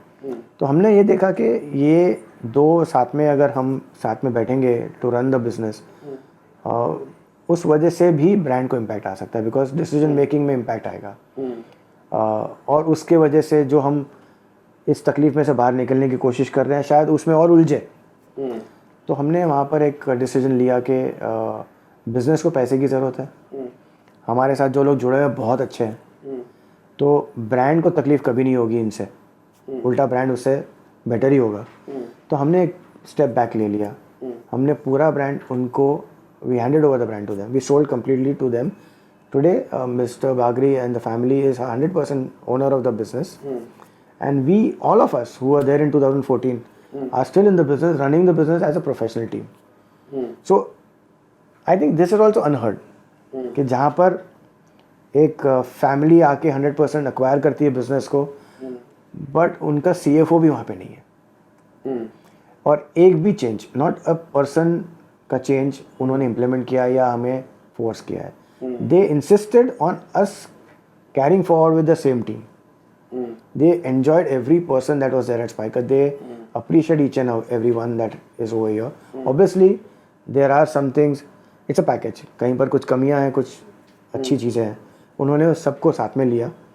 जहाँ हमारी कमियां हैं उनको उन्होंने उनके आने की वजह से बहुत सारी चीज़ों को नलिफाई किया, मिटिगेट किया, एंड टीम बेहतर ही हो गई जब से वो आए हैं. तब से तो शार्पन हुई है.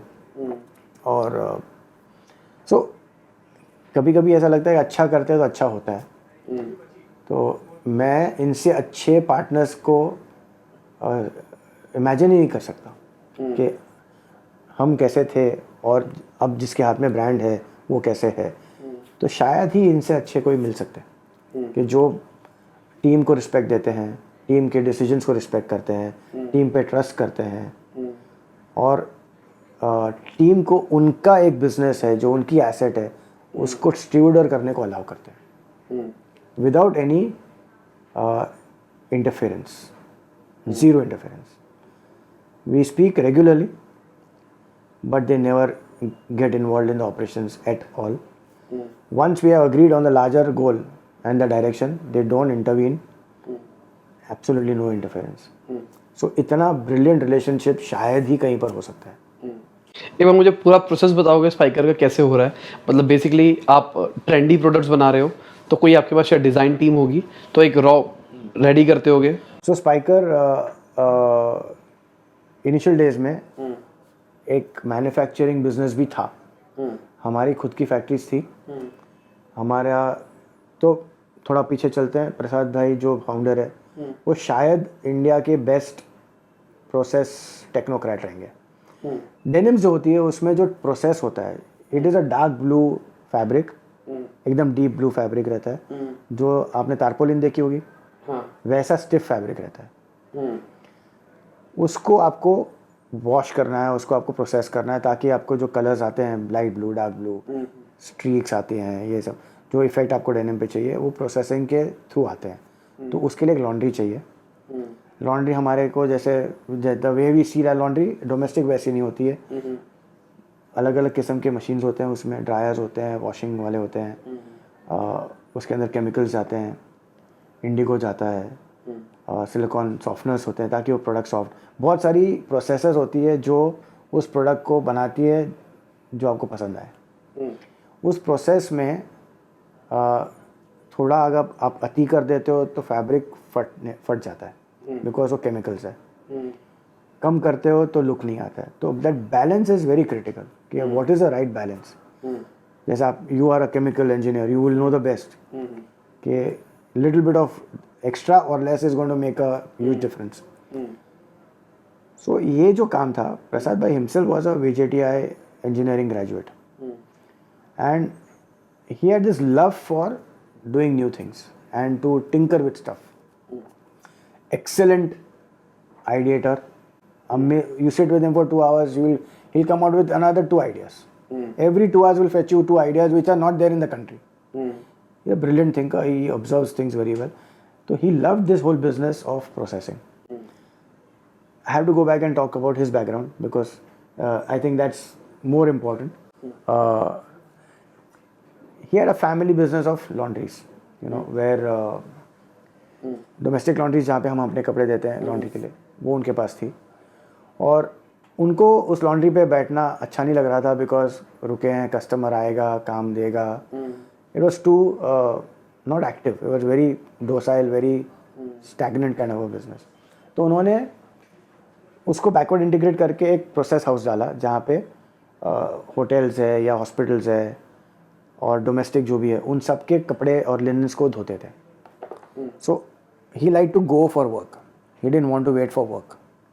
वो अपने बाहर निकल के लॉन्ड्रीज के साथ, हॉस्पिटल के साथ टाइप करते थे, होटल्स के साथ टाइप करते थे ताकि रेगुलर बिजनेस आए। वो उन्होंने अपना काम शुरू किया। जहाँ हमारा काम होता था, हम जहाँ हमारी फैक्ट्री थी या लॉन्ड्री थी, वहाँ पर वो एक गढ़ था for readymade garments. It's a place called Dadar in Bombay. तो वहाँ पे बहुत सारे लोग थे तब जो डेनिम में थे, मारवाड़ी गुजराती कम्युनिटी। वो प्रसाद भाई को अप्रोच करते थे कि भाई ये मेरे पास डेनिम है, आप इसको थोड़ा देखो ना धो के क्या होता है। तो वहाँ से प्रसाद भाई का जर्नी शुरू हुआ ऑन प्रोसेसिंग डेनिम्स। और उन्होंने उसमें इतना अच्छा काम कर लिया, इतनी काबिलियत हासिल कर ली that very soon we were the best processing people that the country had. तो वहाँ से उन्होंने सोचा अब मैं प्रोसेस करता हूँ तो मैं एक स्टिचिंग फैक्ट्री भी डाल दूँ।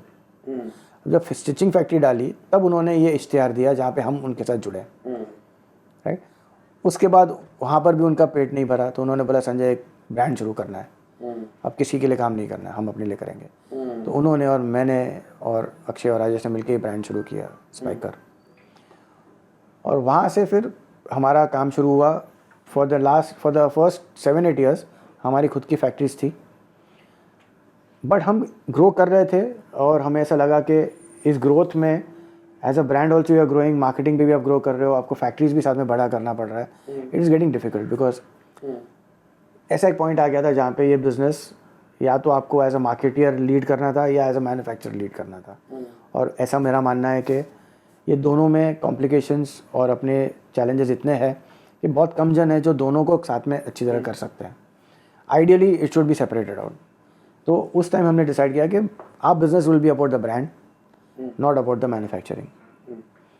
सो every person who was associated with Spyker, and उस टाइम पे प्रसाद भाई के 2 नेव्यूज़ थे हमारे साथ जिन्होंने शायद ही कॉलेज गए रहेंगे, जितना कॉलेज गए उससे ज़्यादा वो लोग फैक्ट्री में आते थे। उन्होंने पूरा बिजनेस सीख लिया था कि माल कैसे बनता है, फैक्ट्री कैसे चलती है, इसके इश्यूज़ क्या है, प्रोसेसिंग में क्या इश्यूज़ है। वो दोनों ने आज पूरा वेंडरशिप बेस हमारा बिल्ड किया।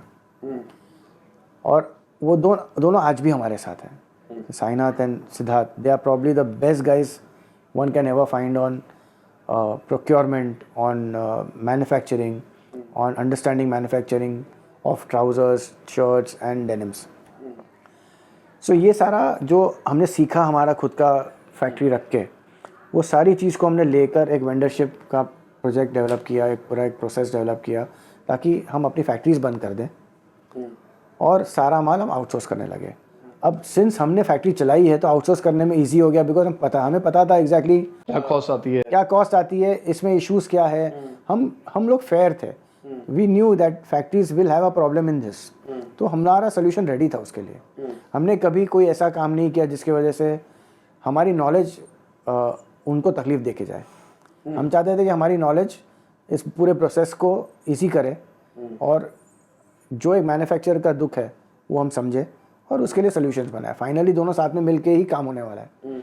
तो ये टीम ने बहुत अच्छी तरह से पूरा सेटअप किया माहौल और हमने अपना पूरा इंडस्ट्री, पूरा मैन्युफैक्चरिंग मूव आउट करके लास्ट मेरे ख्याल से 20 साल से we are completely on outsourcing model and we have created very good partners and partnerships on outsourcing. जिनके साथ हम काम कर रहे हैं उनके साथ भी हम 20 साल से काम कर रहे हैं। सो कंसिस्टेंसी है, उनको नॉलेज है हमारे बारे में, हमको उनके बारे में पता है। तो ये सारी चीज़ें बहुत क्रिटिकल है। हम कभी कभी बिज़नेस को बहुत मायोपिक तरह से देखते हैं कि एक कस्टमर है और एक प्रोडक्ट है, बट हम ये नहीं देखते कि हमारा कस्टमर एक्चुअली 360 डिग्री पे बैठा है। We also need the best manufacturers to be with us to give the best product to the customer. So for us, it's very critical that we have the team which is at a 360 degree, and that team has to be consistent, and they should believe in the brand, and we should believe in them, and we should grow together so that all the spoils which are there of the growth comes to everybody.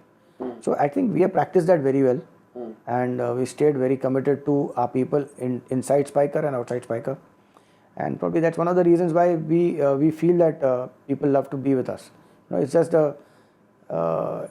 it's not always business, because finally at the end of the day you should be happy for whatever you have done.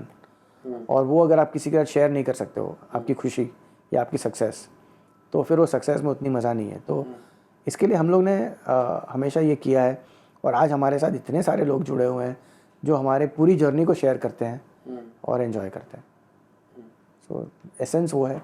ठीक है, तो मेरे को अभी जितना समझ में आया, सबसे पहले ब्रांडिंग की अगर हम बात करके चले, आपकी ब्रांडिंग ऑटोमेटिकली होती चली गई क्योंकि आपका प्रोडक्ट कंसिस्टेंटली अच्छा था, अच्छे रेट पे था जो कंज्यूमर को चाहिए था। डिस्ट्रीब्यूटर जो आपके थे वो बहुत ज़्यादा खुश थे, इसलिए आपका प्रोडक्ट भी पुश कर रहे थे। Over the period of time आपने अपने खुद के रिटेल आउटलेट्स ग्रो करे, उसके हिसाब से आपकी पूरी ब्रांडिंग ऑटोमेटिकली क्रिएट होती चली। राइट। तो इसको ऑटोमेटिकली जो वर्ड है वो ऑटोमेटिकली ऑर्गेनिकली ये ऐसा हो, दैट वाज द आइडिया।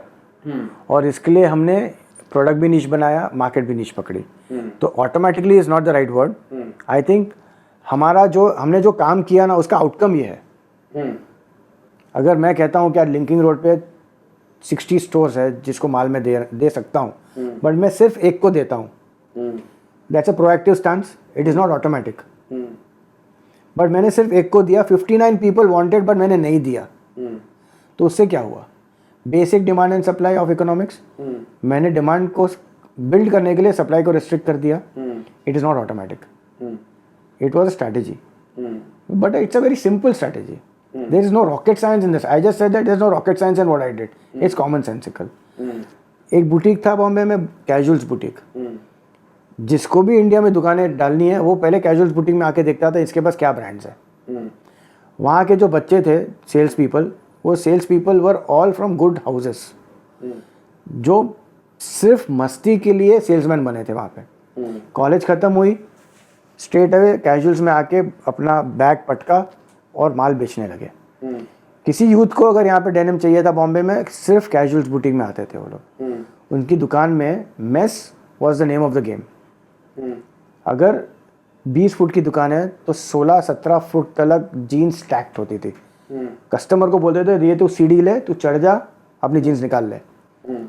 तो ये जो दुकानें हैं जहाँ से एक मूवमेंट बिल्ड होता है, एक कल्ट बिल्ड होता है ऑफ कंज्यूमर्स, उसी दुकान को स्पाइकर ने सिर्फ माल दिया और किसको भी नहीं दिया।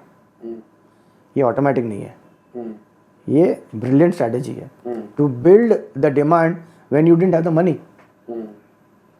Because casuals started pushing Spykar so much because they knew ये मेरा एक्सक्लूसिव प्रोडक्ट है।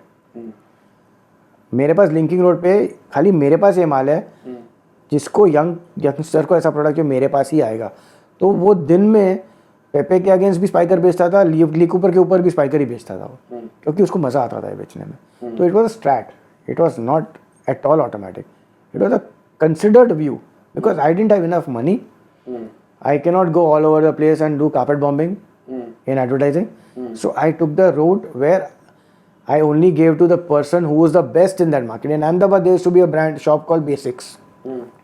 Every youngster used to go to buy to Basics. It was a fad कि मेरे को Basics से मेरी जीन्स खरीदनी है। पूरे अहमदाबाद में 15 साल तक सिर्फ Basics स्पाइकर बेचता था। तो ये जो रिलेशनशिप हमने की वो टैक्टिकल थी, स्ट्रैटेजिक थी। इससे हमने क्या किया, एक यूथ को उस दुकान तक ले गए, उस दुकान में जो यूथ आ रहा है उसको स्पाइकर तक ले आए, और ये सारा बहुत कम कॉस्ट में हुआ। इसके साथ साथ हमने कॉलेज एक्टिविटीज़ की। आज की तारीख में हमको लगता है कि college activation is not a big thing, but that time it was the only thing. We were the first people I can say with pride that who took up in film marketing in the best possible manner. Now, the bet was which film to select, right? We did a film called क्या cool है हम. If you go back and study कहाँ से youth film शुरू हुई, the first film was क्या cool है हम. थोड़ी outrageous थी, थोड़ी double meaning वाली थी, but it was something which the youngsters loved. You should go and have a look at that film. कि उसमें इतना इन योर फेस ब्रांडिंग किया है मैंने साहिल के आज की तारीख में कोई अलाव ही नहीं कर सकता है। We did everything that we could have possibly done in that film, you know, excellent in film placement as far as Spykar is concern, and at a ridiculous price because we are the only guys doing it. So not too many people knew के इस तरह से अगर आप place करते हो with you select the right script and you leave it to the success of the film or the failure of the film. So there was a film called Fareeb, जहाँ पे एडवर्टाइजिंग एजेंसी है जो spiker brand पे काम कर रही है, and we have shown a spiker company also over there who, so there was a lot of reason why spiker can be there in the film. It was not just like a hoarding, you know, in the script it was woven, which very badly flopped. So you have a bad day.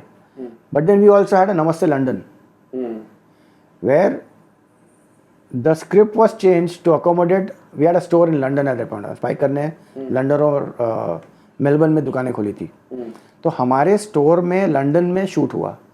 Originally it was suppose to be electronic store which Rishi Kapoor owned, but उसको हमने convert कर दिया, उसको clothing store बना दिया। Then Akshay Kumar comes into the store and says ये भारत का पहला ब्रांड है जिसने लंदन में दुकान खोली है, राइट? तो ये सब चीज़ कराना और ये आइडेंटिफाई करना कि ये चैनल और ये मीडियम है जो राइट है उस टाइम पे, तो at a very low price we did this, but it was more about smartness, out of the box thinking. So I will not use the word automatic. I will probably say that it was thought through. When you don't have enough resources, you innovate more. You think larger. वो हमने वही किया, और हमेशा हमने ऐसी चीज़ें की है जो शायद you know probably money cannot buy, you know, but it was just pure smartness and very very simple tactics. But we used it to the optimum. It is very critical as to what you do at the same time what you don't do. So Spiker ने बहुत सारी चीज़ें नहीं की होगी, but मैंने बहुत सारी चीज़ें नहीं करनी चाहिए सब नहीं की है मैंने. I have never done anything which a brand should not do. तो मैंने कोई भी ऐसा काम नहीं किया जिससे ब्रांड नीचे उतर सके. अब आपने ब्रांड बना लिया है, डिस्ट्रीब्यूशन देख लिया है, प्रोडक्ट देखना है.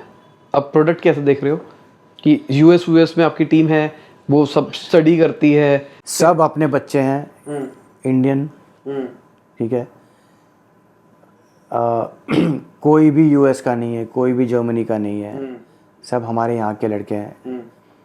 और हम अगेन उसमें यही ढूंढते हैं कि वो क्या डेनिम से प्यार करते हैं कि नहीं करते. फिर अगर वो डेनिम से प्यार करते हैं बट एसएनडीटी के हैं या पर्ल के हैं तो भी हम लोग लेते हैं. नॉट नेसेसरी कि हम निफ्टियन ही लें. Basically we are trying to see अगर एंथू है बच्चों में तो बच्चे तो सीख लेंगे। वैसे भी हमारी कॉलेजेस और हमारे यहाँ जो करिकुलम है वो बच्चों को किसी भी सब्जेक्ट में रेडी नहीं करता। It is just touching the surface. Indian education system is very poor that way. It does not prepare you for the real world. So whether that kid comes out of a Pearl Academy or it comes out of a SNDT or it comes out of a NIFT. For me, it's the same. What matters is the attitude. If the attitude is right, we invest in that. So सारे बच्चे अपने यहाँ के हैं. They love to work over here because they get a chance to create. So Spiker will be amongst a few brands who completely designs. International brands get their line books from overseas, जो यहाँ पे आपको replicate करनी है. तो designers को बहुत कम मौका मिलता है एक्चुअली डिज़ाइन करने को। स्पाइकर में अगर हम साल में 800 स्टाइल्स बनाते हैं, नए स्टाइल्स।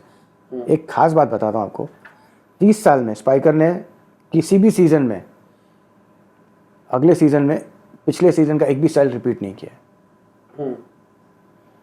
आप इसका इम्पोर्टेंस समझिए। 400 styles every 6 months for 30 years. Inventory कैसे क्लियर हो रही थी? वो इतना ही माल बनाओ कि लाव लाव रहे। ठीक है, बहुत सिंपल है वो। Again demand supply, you only supply that much where the demand doesn't fall less than the inventory. So 100 piece का डिमांड है, आप 65 बनाओ। Loss of sale is I am fine, but inventory नहीं चाहिए मेरे को घर पे। ठीक है, बहुत सिंपल मैथ है वो। और वो फर्स्ट डे से फॉलो किया। हमने कभी उतना माल दिया ही नहीं जितना कस्टमर को चाहिए। ठीक है, तो पीस टू पीस क्लियर होता है। और डिज़ाइनिंग लेवल पे so we have a very strong studio. 2-3 ऐसी चीज़ें हैं या ऑर्गेनाइजेशंस है वर्ल्ड में जो ट्रेंड्स को फोकस करते हैं। वो सारे फोकास्टर्स हमारे साथ है। We take focus from them. हमारे डिज़ाइनर्स है, पूरी टीम है, 12-13 लोगों की टीम है। हर कैटेगरी पे डिज़ाइनर्स है और इनकी every category as a team. So T shirts, knits will have a team, wovens will have a team जो शर्ट्स और वगैरह करते हैं। कार्गोज और ट्राउजर्स की एक अलग टीम है, डेनिम्स की एक अलग से सेपरेट टीम है। एक्सेसरीज बहुत बड़ा बिजनेस है स्पाइकर के लिए, उसकी टीम अलग है। We just launch a new brand call under jeans which is an undergarment brand only. So वहाँ की एक अलग टीम है। सो ये पूरी all the teams are there, they get the focus which there are some organization in the world जो focus बोलते हैं। और सारे लाइफस्टाइल प्रोडक्ट्स कंज्यूमर लेवल पे वो फोकस को लेते हैं। तो हुंडई भी लेगा, मारुति भी लेगा, बजाज भी लेगा उस फोकस को। कलर ऑफ द सीजन उसमें बोला जाता है। बहुत सारी चीज़ों के बारे में लोग बोलते हैं। तो द वर्ल्ड जो भी और जनरली वो सही होता है क्योंकि सब लोग उसी को फॉलो करते हैं। ठीक है, तो there are 3 or 4 very large forecasters all over the world. Everybody follows the same. नाम बताओगे आप? हमारी इंडस्ट्री के लिए जो आपके काम का है वो है WGSN। WGSN, every brand follows WGSN. So invariably you are doing what others are doing, which world over. जो बदलता है वो ये है कि वो लोग है ना उसको क्रिप्टिक भाषा में बोलते हैं। वो लोग ये नहीं बोलेंगे कि ब्लैक टी शर्ट पे वाइट कलर का लोगो इन है, वो उसको कुछ और बोलेंगे। उसको इंटरप्रेट करना है और इंटरप्रेट करके डिज़ाइन लैंग्वेज में लेके आना है। ये फ्लो जो है, ये जो process of interpreting and bringing into a design, इसमें हमारी माहिरत है कि जो फोकस सभी के पास अवेलेबल है उसमें से आप किस तरह से इंटरप्रेट करते हो, उसको प्रोडक्ट में कैसे रिफ्लेक्ट कराते हो, and then that product become more successful than the other people's products. That's the whole flow of interpreting and applying it to the product is the critical part, which our teams do very well. This is where our consistency and our teams being with the consumer for such a long time is very critical. क्योंकि अगर designer बदलते हैं, जो बदलेंगे तो handwriting बदल जाती है। बट हमारी हैंडराइटिंग सेम रही है बिकॉज डिज़ाइनर्स के ऊपर की जो टीम है ना वो बदली नहीं है। तो when new guys come, they get the same download, which allows the handwriting to stay consistent. And हमने गार्ड रेल्स बना के रखे हैं ताकि डिज़ाइनर उस गार्ड रेल के तहत काम करे, उसके बाहर ना जाए। तो उससे भी क्या होता है, उसको भी एक फ्रीडम मिलता है अपने एक्सप्रेशंस के लिए। एट द सेम टाइम हम इंश्योर्ड है कि भाई इनके बाहर नहीं जा रहा है गार्ड रेल के बाहर। गार्ड रेल मतलब कैसे डिफाइन करते हो? ये मत करो, ये मत करो। ओके। बहुत कम चीज़ें होती है मत करो, लेकिन वो बहुत कम भी बहुत इंपॉर्टेंट चीज़ें हैं, ताकि at least overall the brand looks consistent. At the same time it gives them also a lot of opportunity to do a lot of things. So our design team is the key. Again, it's not about the person, it is about the way this whole thing has been structured, the way people have been consistent at a senior level, and the way we impart our experience as a form of knowledge to the designers, which allows them to come out with the same products that we have been coming out with, same products in the sense the same language. तो वो जो एक part है वो बहुत important part है, और बहुतों में ये पार्ट मिसिंग है, बिकॉज वहाँ पे सीनियर मैनेजमेंट बहुत चेंज होता है। नीचे का तो चेंज होता है बिकॉज बच्चे हैं, दे आर, उनकी तो एपेटाइट सैचुरेट हो ही नहीं सकती, उनको तो हमेशा मूव करना है। That's the best part, because जैसे नए बच्चे आते हैं हम उनसे बहुत कुछ सीखते हैं, क्योंकि फाइनली क्या होता है कि अगर ब्रांड को समय के साथ बदलना है तो कंज्यूमर की आवाज़ को सुनना पड़ता है, और वो आवाज़ को सुनकर लार्जर ब्रांड को किस तरह से चेंज करना है और अट्यून करना है, वो सीनियर मैनेजमेंट का रोल रहता है। तो हम लोग बहुत अच्छी तरह से वो रोल करते आए हैं, क्योंकि जो नीचे कंज्यूमर की आवाज़ है वो हमको ये जो नए डिज़ाइनर्स हैं जो कॉलेज से निकल के आते हैं उनके माध्यम से हमें वो सब चीज़ सुनाई देती है, और फिर उसको कितना हमको कोर्स करेक्ट करना है, कितना उसको फाइन ट्यून करना है to make it within the Spyker parameters.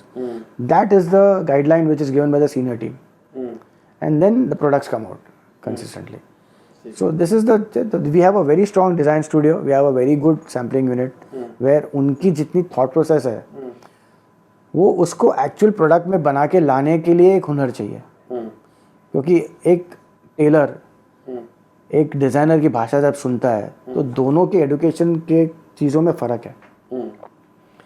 ये जार्गन्स यूज़ करते हैं डिज़ाइनर्स, टेलर को जार्गन आता ही नहीं है, तो हमारे पास वो टेलर भी होने चाहिए जो ये कंटिन्यूसली इनकी डाउनलोड को लेके अच्छी तरह से उसको इंटरप्रेट कर सके एंड प्रोडक्ट वैसा बना सके।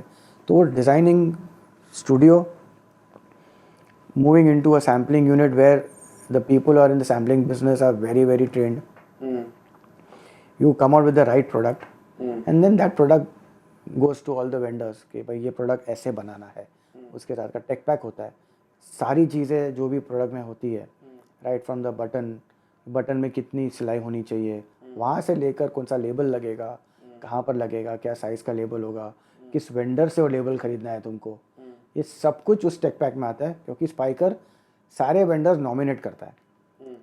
तो अगर आपको लेबल ख़रीदना है तो इन्हीं से ख़रीद सकते हो, आपको फैब्रिक लेना है तो इनसे ही ख़रीद सकते हो, क्योंकि at our Spykar level we fix the fabrics, we fix the supplier, we fix the quality, and vendor cannot change that, he cannot change the manufacturer, he cannot change the quality, nothing. So consistency आ जाती है, standardisation आ जाता है, designer ने जैसा सोचा था product वैसे बन के आता है।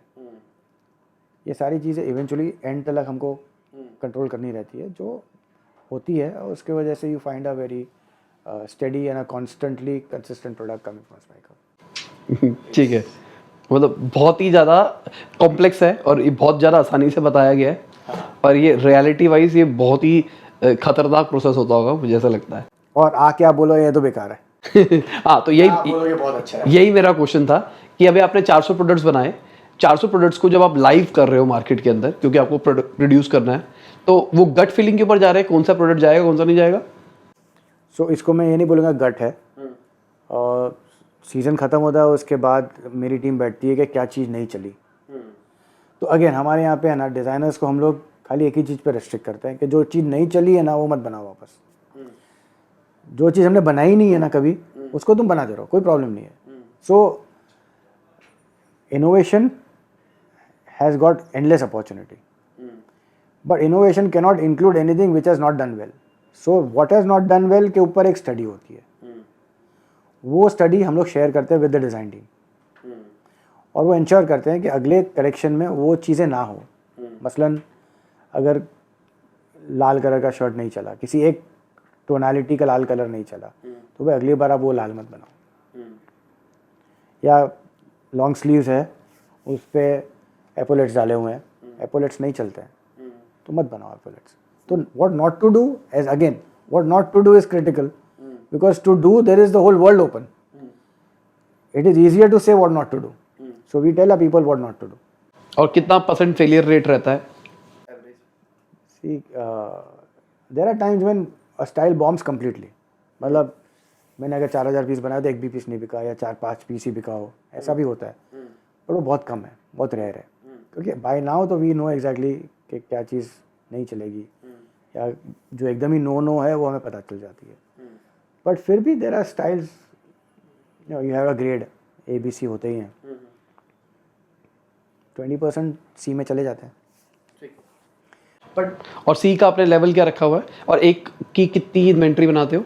वो that is style to style depend होता है. ओके. हाई फैशन रहेगा, हाई प्राइस रहेगा तो कम बनेगा. बहुत सिंपल रहेगा प्रोडक्ट और यूनिवर्सल लगता है तो बहुत ज़्यादा बनेगा. ठीक है. तो फिर इस हिसाब से कैसे हो जाता है हमारा. उसके बाद हम तो इसमें हिट और मिस दोनों आते हैं तो माल बचने वाला ही है. और बहुत सक्सेसफुल भी हुआ ना तो भी माल बचता है बिकॉज हर स्टाइल में 28, 30, 32, 34, 36, 38, 40, 42 साइजेस बनती हैं. अब हर स्टाइल के सब साइजेस तो नहीं बिकेंगे, कुछ ना कुछ बच जाएगा. तो उसको बेचने के लिए या तो ई-कॉमर्स आ जाता है पिक्चर में या हमारे खुद के बहुत सारे फैक्ट्री आउटलेट्स हैं वो आ जाते हैं. तो it moves through a circle, it goes to my main channels of sale. If it doesn't sell it comes back to my warehouse. वहाँ पे उसको रिफिनिश करते हैं, पैकिंग करते हैं, उसको if one needs to wash it उसको नया बना देना ताकि जो कस्टमर खरीदता है he should never feel that मैं उसको कोई कैसा भी प्रोडक्ट दे रहा हूँ. We want that customer also to respect Spykar and we want to respect him. So the finishing is again up to date. Then it goes back to my factory outlets. My factory outlets also are called spiker yellow ticket stores. So again there is a branding in process. We don't want to let the customer think you are buying a cheaper product या you are buying some product जो नहीं बिका था. हम ये नहीं बोलना चाहते उसको. मैं उसको भी ईगो नरिश करता हूँ. उसको अच्छी तरह से, एक तो स्टोर्स ही अच्छे हैं हमारे, हमने उसको ऐसा डंप बना के नहीं रखा है. उसको ब्रांडेड है वो स्टोर ताकि उसकी एक आइडेंटिटी हो, you know. And then customer feels that is going to a place which is a branded area.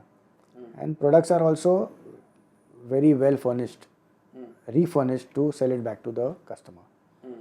So overall the experience management वहाँ पे भी अच्छी होती है हमारे customers की. वहाँ पे नहीं बिकता है then obviously there are many people in the industry who will buy whatever you have, but they give you ridiculous price. So we sell it off. ठीक है. अगर मैं मार्जिन्स की बात करके चलूँ थ्रू आउट चैनल्स, तो एक तो आपका खुद का चैनल है, खुद के स्टोर्स है, और एक डिस्ट्रीब्यूटर को देते होगे और कुछ डायरेक्ट स्टोर्स को भी देते होगे, और एक ई-कॉमर्स हो गया. एक ई-कॉमर्स हो गया, एक डिस्ट्रीब्यूटर के थ्रू जो मल्टी ब्रांड स्टोर्स है उसको जाता है, एक हमारे खुद की दुकानें हैं उसको जाता है, और एक जो लार्ज फॉर्मेट जो चेन है शॉपर्स लाइफस्टाइल वगैरह उनको अलग से जाता है. ठीक है. तो क्या क्या मार्जिन्स रहते हैं? समझ लो ऊपर से 50% निकल जाता है थ्रू आउट, या फिर अलग अलग में अलग अलग? अलग अलग होता है, but average is in that range. कहीं पर कम, कहीं पर ज़्यादा. ठीक है. ऑनलाइन रिलेटिवली ज़्यादा होता है, कम होता है? ज़्यादा होता है क्योंकि वहाँ पे डिस्काउंटिंग ज़्यादा होती है. ठीक है. और अपने स्टोर पे रिलेटिवली कम होता है? अपने स्टोर पे भी ज़्यादा होता है बिकॉज वहाँ पे भी डिस्काउंटिंग साल में 2 बार होती है. ठीक है. तो थंब रूल ये है कि 50% आप जो भी MRP है उसका आप निकाल दो, आपके हाथ में आएगा ही नहीं वो. ठीक है. और अगर मैं बात करके चलूँ, अब ऐसा भी होता है कि एक ही जीन्स है आपके स्टोर पे अलग रेट पे मिल रही होगी और शॉपर शॉप पे अलग मिल रही होगी? Because they are all MRP products. Price tags हमारे यहाँ से लग के जाते हैं, कोई चेंज नहीं करता, उसको अलाउड ही नहीं है. It's also a crime in India to change price. तो कोई नहीं करता. हम लोग जिसके साथ काम करते हैं सब स्टैंडर्ड लोग हैं, बहुत अच्छे लोग हैं, उनको ये सब करने की ज़रूरत नहीं पड़ती. और अगर मैं सेल्स की बात करके चलूँ चारों चैनल्स के ऊपर, तो क्या कितने % कहाँ से आता है? सो आज ऐसा सिचुएशन है जहाँ पे चारों में इक्वली डिवाइडेड है हमारा sale. Okay. I think we are around 18% in our e-commerce.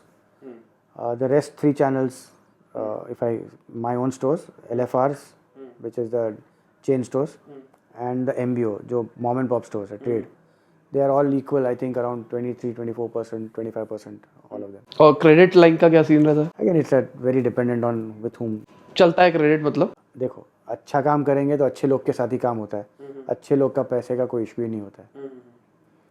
तो हमने अच्छा ही काम किया है, हमारे साथ जो जुड़े हैं वो भी अच्छे लोग जुड़े हैं। तो जो टर्म्स है हम भी फॉलो करते हैं, हमारा पेमेंट टर्म्स वो लोग भी फॉलो करते हैं। 3 महीने तक का रहता है, कितना रहता 3 महीने का भी रहता है कहीं पर, है? ठीक बट वो again it is specific to. है। कोविड निकला भी तो बहुत बुरा रहा होगा। कोविड निकला तब तो 3 महीने काम ही नहीं हुआ था, एक भी दुकान खुली नहीं थी। तो 80% तो हम तो फंस गए थे तब, पूरी इंडस्ट्री फंसी हुई थी। पर ठीक है, हम वी आर ऑल देख लिया उनको, वो दिन भी देख लिए, सब अच्छी तरह से निकल के बाहर भी आ गए। आज ऐसा माहौल है कि business is back to normal, और शायद इससे अच्छा बिजनेस हमने कभी किया ही नहीं था लास्ट 4-5 महीने में जितना बिजनेस हुआ। There is a bit of revenge buying कि जहाँ बहुतों ने 2 साल से कुछ खरीदा नहीं था, तो हर आदमी को बाहर आके कुछ खरीदना था, तो बहुत अच्छा बिजनेस हुआ। मेरे को लगता है अभी वो स्टेबल हो जाएगा। 2019 जो प्री कोविड डेज थे उस लेवल पे आ रहा है, तो which is good. 95-97% of pre COVID times are already there. But again lifestyle business है ये, business is directly connected to your adrenaline and your happy hormones, right? If there is some stress to you, whether to you personally or to the country or to the markets, it's going to reflect on the business. So I hope अभी जो conflict चल रही है वो ज़्यादा ना चले, और उसके वजह से जो दिक्कत आनी वो आएगी, and hopefully there will be no revival or coming back of COVID. So if you have seen the back of COVID, nothing like it. वो 3 महीने कैसे टैकल किया? कुछ सैलरी कट्स हुए थे, सैलरी कट किया हमने, फायरिंग हुई थी, सीनियर लोग फायरिंग, एक भी आदमी को नहीं निकाला, सिर्फ सीनियर टीम मेंबर्स की सैलरी कट हुई। 70% ऑफ स्पाइकर पीपल का सैलरी कट नहीं हुआ, we maintain the salary. In fact we gave an opportunity, और not an opportunity, we gave them assistance for any expense which they can not meet on the medical ground. So किसी के पास insurance कम है और hospitalisation हो गया, तो we have given that also to them. So not a single person was laid off. Salary cut with only people at a senior level, that also was reversed to the extent of 70% in the current year, because we did the year well. So we gave back whatever salaries we had cut to the senior people also. So effectively unka cut was only 30% of the cut. So salary cut was only 25%, 25% का भी 70% हमने वापस दे दिया। So effectively we took care of our people, the people stayed with the brand. They did whatever they could have done from homes. Last 2 years they have worked so hard and so well and efficiently के ये last year जो current साल में हम बैठे हैं, और आप देखो तो इस साल में 2 कोविड के इम्पैक्ट्स आए। मार्च, अप्रैल, मई एंड जून वाज बैड, तो फाइनेंशियल ईयर देखे तो अप्रैल, मई, जून कोविड में निकला, और दिसंबर, जन में भी कोविड ने हमको मारा। इसके बावजूद the teams have worked hard and we probably will be doing as much as what we did in 19. So effectively, if you see, just for 8 months of business brought us to a 19 level. It is a great effort by the teams that Spiker has. तो अभी आपने बहुत बोला कि बहुत सारे brand से आप बेटर हो और इंडिया के अंदर आप बेस्ट क्वालिटी प्रोडक्ट बना रहे हो। तो पहली चीज़ तो कैसे डिफरेंशिएट कर रहे हो बड़े ब्रांड से?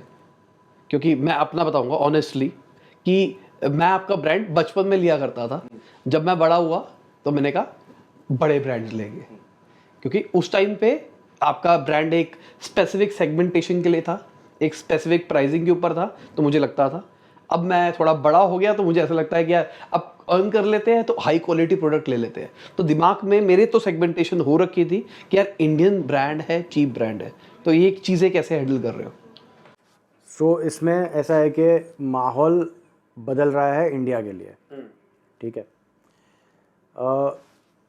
साइमल्टेनियसली 3-4 चीज़ें काम करती है किसी भी परचेज को इन्फ्लुएंस करने के लिए। एक होता है कि at a national level, at a very generic level, what do we consider about the Indian brands और Indian products, which has got a lot of things to do with how we see ourselves as brands when we compare ourselves with international people. So I may think I'm a very great guy and that's why I should not buy an Indian product, but when I compare myself with a similar YouTuber from US, I may probably feel, yeah, he's better than me in some ways. So I think there is a lot of slave mindset that India has as an individual, you know. So and it exists in me also as a consumer. So while I may not like you because you don't buy a Spiker versus a Benetton, I may also be doing the same in my cars, right? Or my television. I haven't bought a Onida. I've always bought a Samsung or a Sony. So somewhere all of us have this कैसा है ना, एक हमने एक दर्जा दिया हुआ है इंडिया को कि इंडिया ऐसा ही है या और लोग हमसे बेटर ही है. बट मुझे ऐसा लग रहा है कि लास्ट 5, 7, 10 साल में उसमें बहुत फ़र्क आया है. वो जो हम जिस तरह से इंडिया को देखते थे as consumers, as Indians both, and as how the world sees India. So there is a lot of difference between how world sees India and how we see India.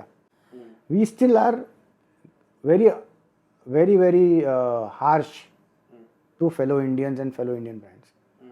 But the world doesn't see it in that manner. World sees us in a very different light because our good things are shown to them and they appreciate that. So if I have to put it in an analogy,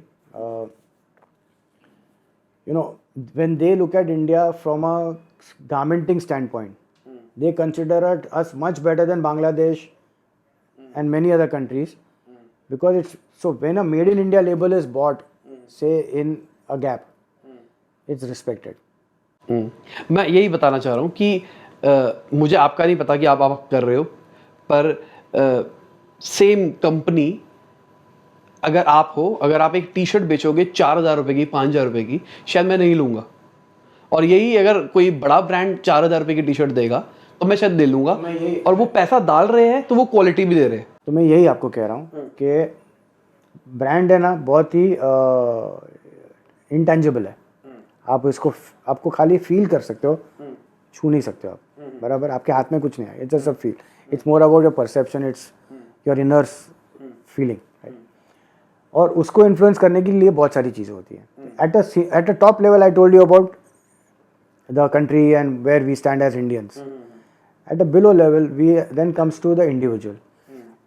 everywhere हर strata में उसके लायक brands होते हैं, ठीक है. और कोई भी बंदा ये नहीं चाहता कि उस स्ट्रैटा में हमेशा रहे. और जब वो स्ट्रैटा चेंज होता है तो उसको दिखाने के लिए इंडिकेटर्स होते हैं. वो इंडिकेटर्स ब्रांड्स होते हैं.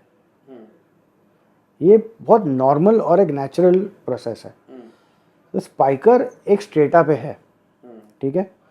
मैं हमेशा अगर वहाँ पे रहता हूँ तो ऑब्वियसली मेरे कंज्यूमर्स नीचे से ऊपर आएंगे, मेरे नीचे के स्ट्रेटा से मेरे ब्रांड में आएंगे और मेरे ब्रांड से निकल कर ऊपर वाले ब्रांड में जाएंगे. सो जो ऊपर वाला ब्रांड का जो स्ट्रेटा का डेफिनेशन है वो बदल रहा है. अगर आप लास्ट 5-6 साल से आप देखो तो जो Indianness is now in demand. There would be people who will give foreign brands a special place, but there is a set of people are also giving Indian brands the same place. That number of people will be less here right now. Many more on this side, but that's changing because overall India as a brand is changing. You get my point? We are subject to or imprisoned by what India as a brand is, and that's why you and me behave in a particular manner. Right? When we change our strata, we think that from an Indian brand we need to move to a foreign brand. Actually, ideally we should move from a good brand to a better brand, where origin doesn't matter. But because we have been fed on that mentality, we make the origins as a milestone or an indicator. But वो भी individuals में बदल रहे हैं हमारे यहाँ पे. अगर आप if you see Netflix versus today, so you content of Netflix versus Prime का content देख लो या आप Hotstar का content देख लो. The Indian content is becoming much more bigger than the Netflix content because Netflix has not Indianized things. Or you see what is happening to Tata as a motor vehicle company. Today there are people trying to spending 30 lakh rupees for a car which could have been a Korean car or a Japanese car, right? I think as a country we are evolving. You are here today doing something which is in such an extraordinary way, which yesterday I would have not believed an Indian to do. So my way of looking at individuals will change because India is changing. The government which today we are there bestowed with, okay, that government and IT industry as a whole has given so much credence to India as a brand in the last 7-8 years. So, you know, there was a time when we used to travel in 96. I remember I had gone to Greece. पूरा plane load खाली हो गया, मेरी और मेरी wife को बाजू में खड़ा कर दिया, भाई आप लोग यहाँ पे क्यों आए हो, आपका पासपोर्ट इंडियन डिफरेंट था. तब ग्रीस में कौन जाता था. तो मेरा लाइफ का first visit out of India was to Greece. And आज अगर मैं जाता हूँ तो मैं टिटलिस जाता हूँ तो मेनू कार्ड में गुजराती में वड़ा पाव लिखा हुआ है. This is the journey that India has covered. We have become a dominant force. Indians have become respected not only because of the money, because of the intellect. Right? All of this is working simultaneously. It is not a very, see कोई भी चीज़ है ना black and white में नहीं होती है. सब जगह पे ग्रे टोन्स होते हैं. बहुत सारी चीज़ें कॉन्फ्लुएंस होती है, कॉन्ग्रुएंस होती है, तब चीज़ें होती है. आज के समय में at a consumer level we are happy to say we are Indians. हमको शर्म नहीं आती है. राइट? उसके बाद नेक्स्ट स्टेप क्या है? To say that Indian products are good. I have nothing, what's wrong in me buying an Indian product. Why do I need a Benetton over here to say that I am fashion? मैं आपको exactly बताता हूँ, मैं अपना बताता हूँ. मुझे नहीं पता बहुत सारे लोग ऐसे हो गए या नहीं हो गए. मेरे को तो ये लोगो वाला मिल गया. मेरा एक ही सिंपल सा शॉपिंग का वो है, मतलब पहले की बात नहीं कर रहा, आज से 4 साल पुराना स्टाइल करना अलग था. उसको ब्रांड दिखाना पसंद था कि मैं पहनता था. अगर मैं वर्साचे ला रहा हूँ तो मैं वर्साचे वो वाली लाता था जिसमें दिखाई देते सामने, तो वो अलग था. पर अभी मेरे का ड्यूड है. हाँ, अभी मेरा ये प्लान रहता है कि ब्रांड यहाँ पे दिखे ही ना दिखे, बिकॉज साहिल ब्रांड है. हाँ, तो मतलब वो अगर कोई पैसा देगा तो पहन लूंगा. आप इस ट्रेड में हो, इसके लिए ऐसे हाँ, तो लॉजिक मेरा अब क्या रह गया है, मेरे को फैब्रिक चाहिए. बराबर है. जब मैं पहनूं तो मुझे फील आए. जब मैं जीन्स पहनूं मेरा क्लीन है. मैं 3 ही तरीके की जीन्स पहनता हूँ. एक ब्लू, एक लाइट ब्लू, एक ब्लैक, एक वाइट रखी हुई है जो बहुत ओकेजनल निकालता हूँ. और क्लियर है, मेरी ब्लू जीन्स खत्म हो रही है तो एग्जैक्टली मेरी वाइफ को पता है किस नंबर की कैसी लानी है और कौन सी लानी है. और अगर मैं खुद जा रहा हूँ एक्सपेरिमेंट करने के लिए कोई और ब्रांड का, तो मैं पहन के मेरे को फील चाहिए कि मैं पहन के फील आए. Same with T shirts. So वही है कि कैसा है कि आपके लिए सम थिंग्स वर इम्पोर्टेंट, तो आपने वो चीज़ की. अभी कोई एक कैटलिस्ट आना चाहिए to make that, to change something. Right? वो catalyst can come in any form and shape. अब आज आया हो आप, अब यहाँ से आप जाओगे ना तो मैं आपको 2 ब्लैक टी शर्ट दूंगा जो आप पहनोगे. उसको पहनने के बाद आप कम से कम ये तो बोलोगे कि यार एक इंडियन प्रोडक्ट अच्छा भी हो सकता है. That itself is a good place to start off from. बराबर. So basically brand is more like you know, आपकी जो सोशल पोजीशन है ना उसको सिग्निफाई करने वाला एक मार्कर है. राइट? अगर आपको कल लगेगा कि Spykar is now a premium product, then you may also enter Spykar to change your marker will change. उसके लिए brand has to keep doing the right things. It is not only the customer. किसी एक customer को लेके बैठूंगा ना तो उसके साथ उसकी कवर में जाऊंगा मैं. वो बड़ा हो रहा है, मैं उसके साथ बड़ा होता जाऊंगा. मेरे को तो एक सेगमेंट पकड़ के बैठ जाना है कि 18 to 25 कस्टमर इज स्पाइकर का customer. I will do everything to talk to that customer, and when that customer changes, Spykar should change. What we have decided is that we will deliver fashion, we will deliver denims, we will deliver to this young audience, and we will deliver in the price point which is mid to premium. Now उसमें लोग आएंगे और उसमें से लोग चले भी जाएंगे, and we should be happy. ये जो transition है ना, ये जो movement है, वो ही interesting part है, because इंडिया में जो funnel है वो इतना broad funnel है क्योंकि आज कितने लोग जीन्स पहन रहे हैं? Not even 3-4-5% of the population. But अगर ये फनल में से फीडर मैकेनिज्म शुरू हो गया, आप इमेजिन करो ये बिजनेस कहाँ जाएगा. राइट? तो ये जो बेसिक फीडर मैकेनिज्म वो इतना ब्रॉड हो रहा है. अगर आप रिलायंस ट्रेंड्स को देखो या बिग बाजार को देखो या फलाना जितना भी नीचे के जो ब्रांड्स हैं, वो क्या कर रहे हैं? दे आर ब्रिंगिंग धोती वाले को, ट्राउजर वाले को into the brand, in the business. उसमें से लोग हमेशा अपग्रेड करते हैं. एज अ मेंटालिटी कि मैंने दो बार ले लिया मैंने फ्लाइंग मशीन, तो मेरे को इसके बाद तो यार किलर लेना ही है. अब मैंने 2 बार किलर ले लिया है, अब मेरे को इसके बाद तो स्पाइकर लेना ही है. स्पाइकर 2 बार हो गया, अब तो मेरे को टॉमी में जाना है या तो मेरे को जैक एंड जोन्स में जाना है. तो कहीं पर बट जैक एंड जोन्स और टॉमी की जो पोजीशन है वो उनके मेहनत से नहीं है, वो एक हमको देन है या हमारी स्लेवरी है। वो बदलेगी कि एक अच्छी ब्रांड का definition is not necessarily foreign, it could be Indian also. People are happy talking about India as a country of snake charmers and elephants and the rope trick. ये कब बदला है? 10 साल में बदला है। तो और आईटी ने जो किया ना, आज तुम चले जाओ किधर भी वर्ल्ड में, आपको लिफ्ट में है ना बैंगलोर सुनाई देता है।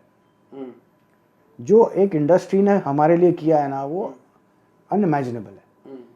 And we are so good at it, and then it is also validated by so many top people leading the roles in IT organizations. So all this thing is so strong, and it's intellect, high intellect. So when you see the world looking at India na, they look at us as fuck, these guys are magicians. But we have been very cruel to ourselves. That is changing, and that is being led by many things. Whether it is media, whether it is the OTT platform, whether it is the whole emergence of YouTube and a person like you who has so many followers there.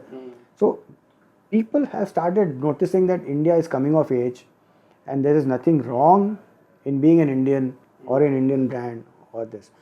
It is our duty to provide the best so that the brand also becomes higher because of us. आज अगर हम लोग चोरी करेंगे हमारे delivery में, तो brand India का ही नीचे होगा, उसकी वजह से हम भी नीचे जाएंगे।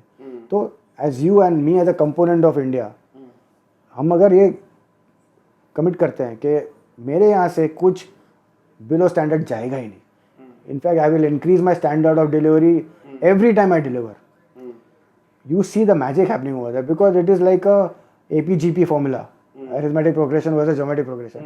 एक आदमी मेहनत करे और 100 लोग मेहनत करे, में बहुत अंतर है। तो वो जो शुरू हुआ है ना साहिल, I think the next 5 years will be very different, radical in India. I bet on it. Today, if you are using a BMW now, there might be a time when you will use a Tata ka vehicle, because or Mahindra ka vehicle. But they are also bringing in the best, and it's a matter of time. It's just a matter of time that things will completely change how India is seen by Indians.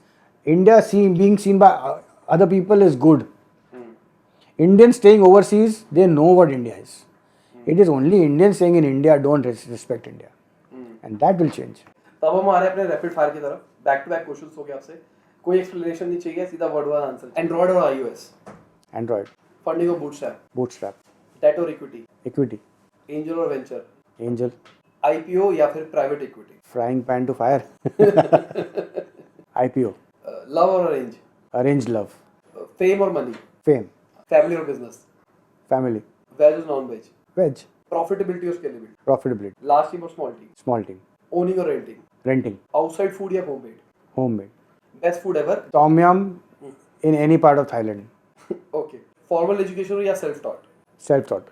Best startup in India right now, अपना नाम नहीं। I love what Farmeasy has done.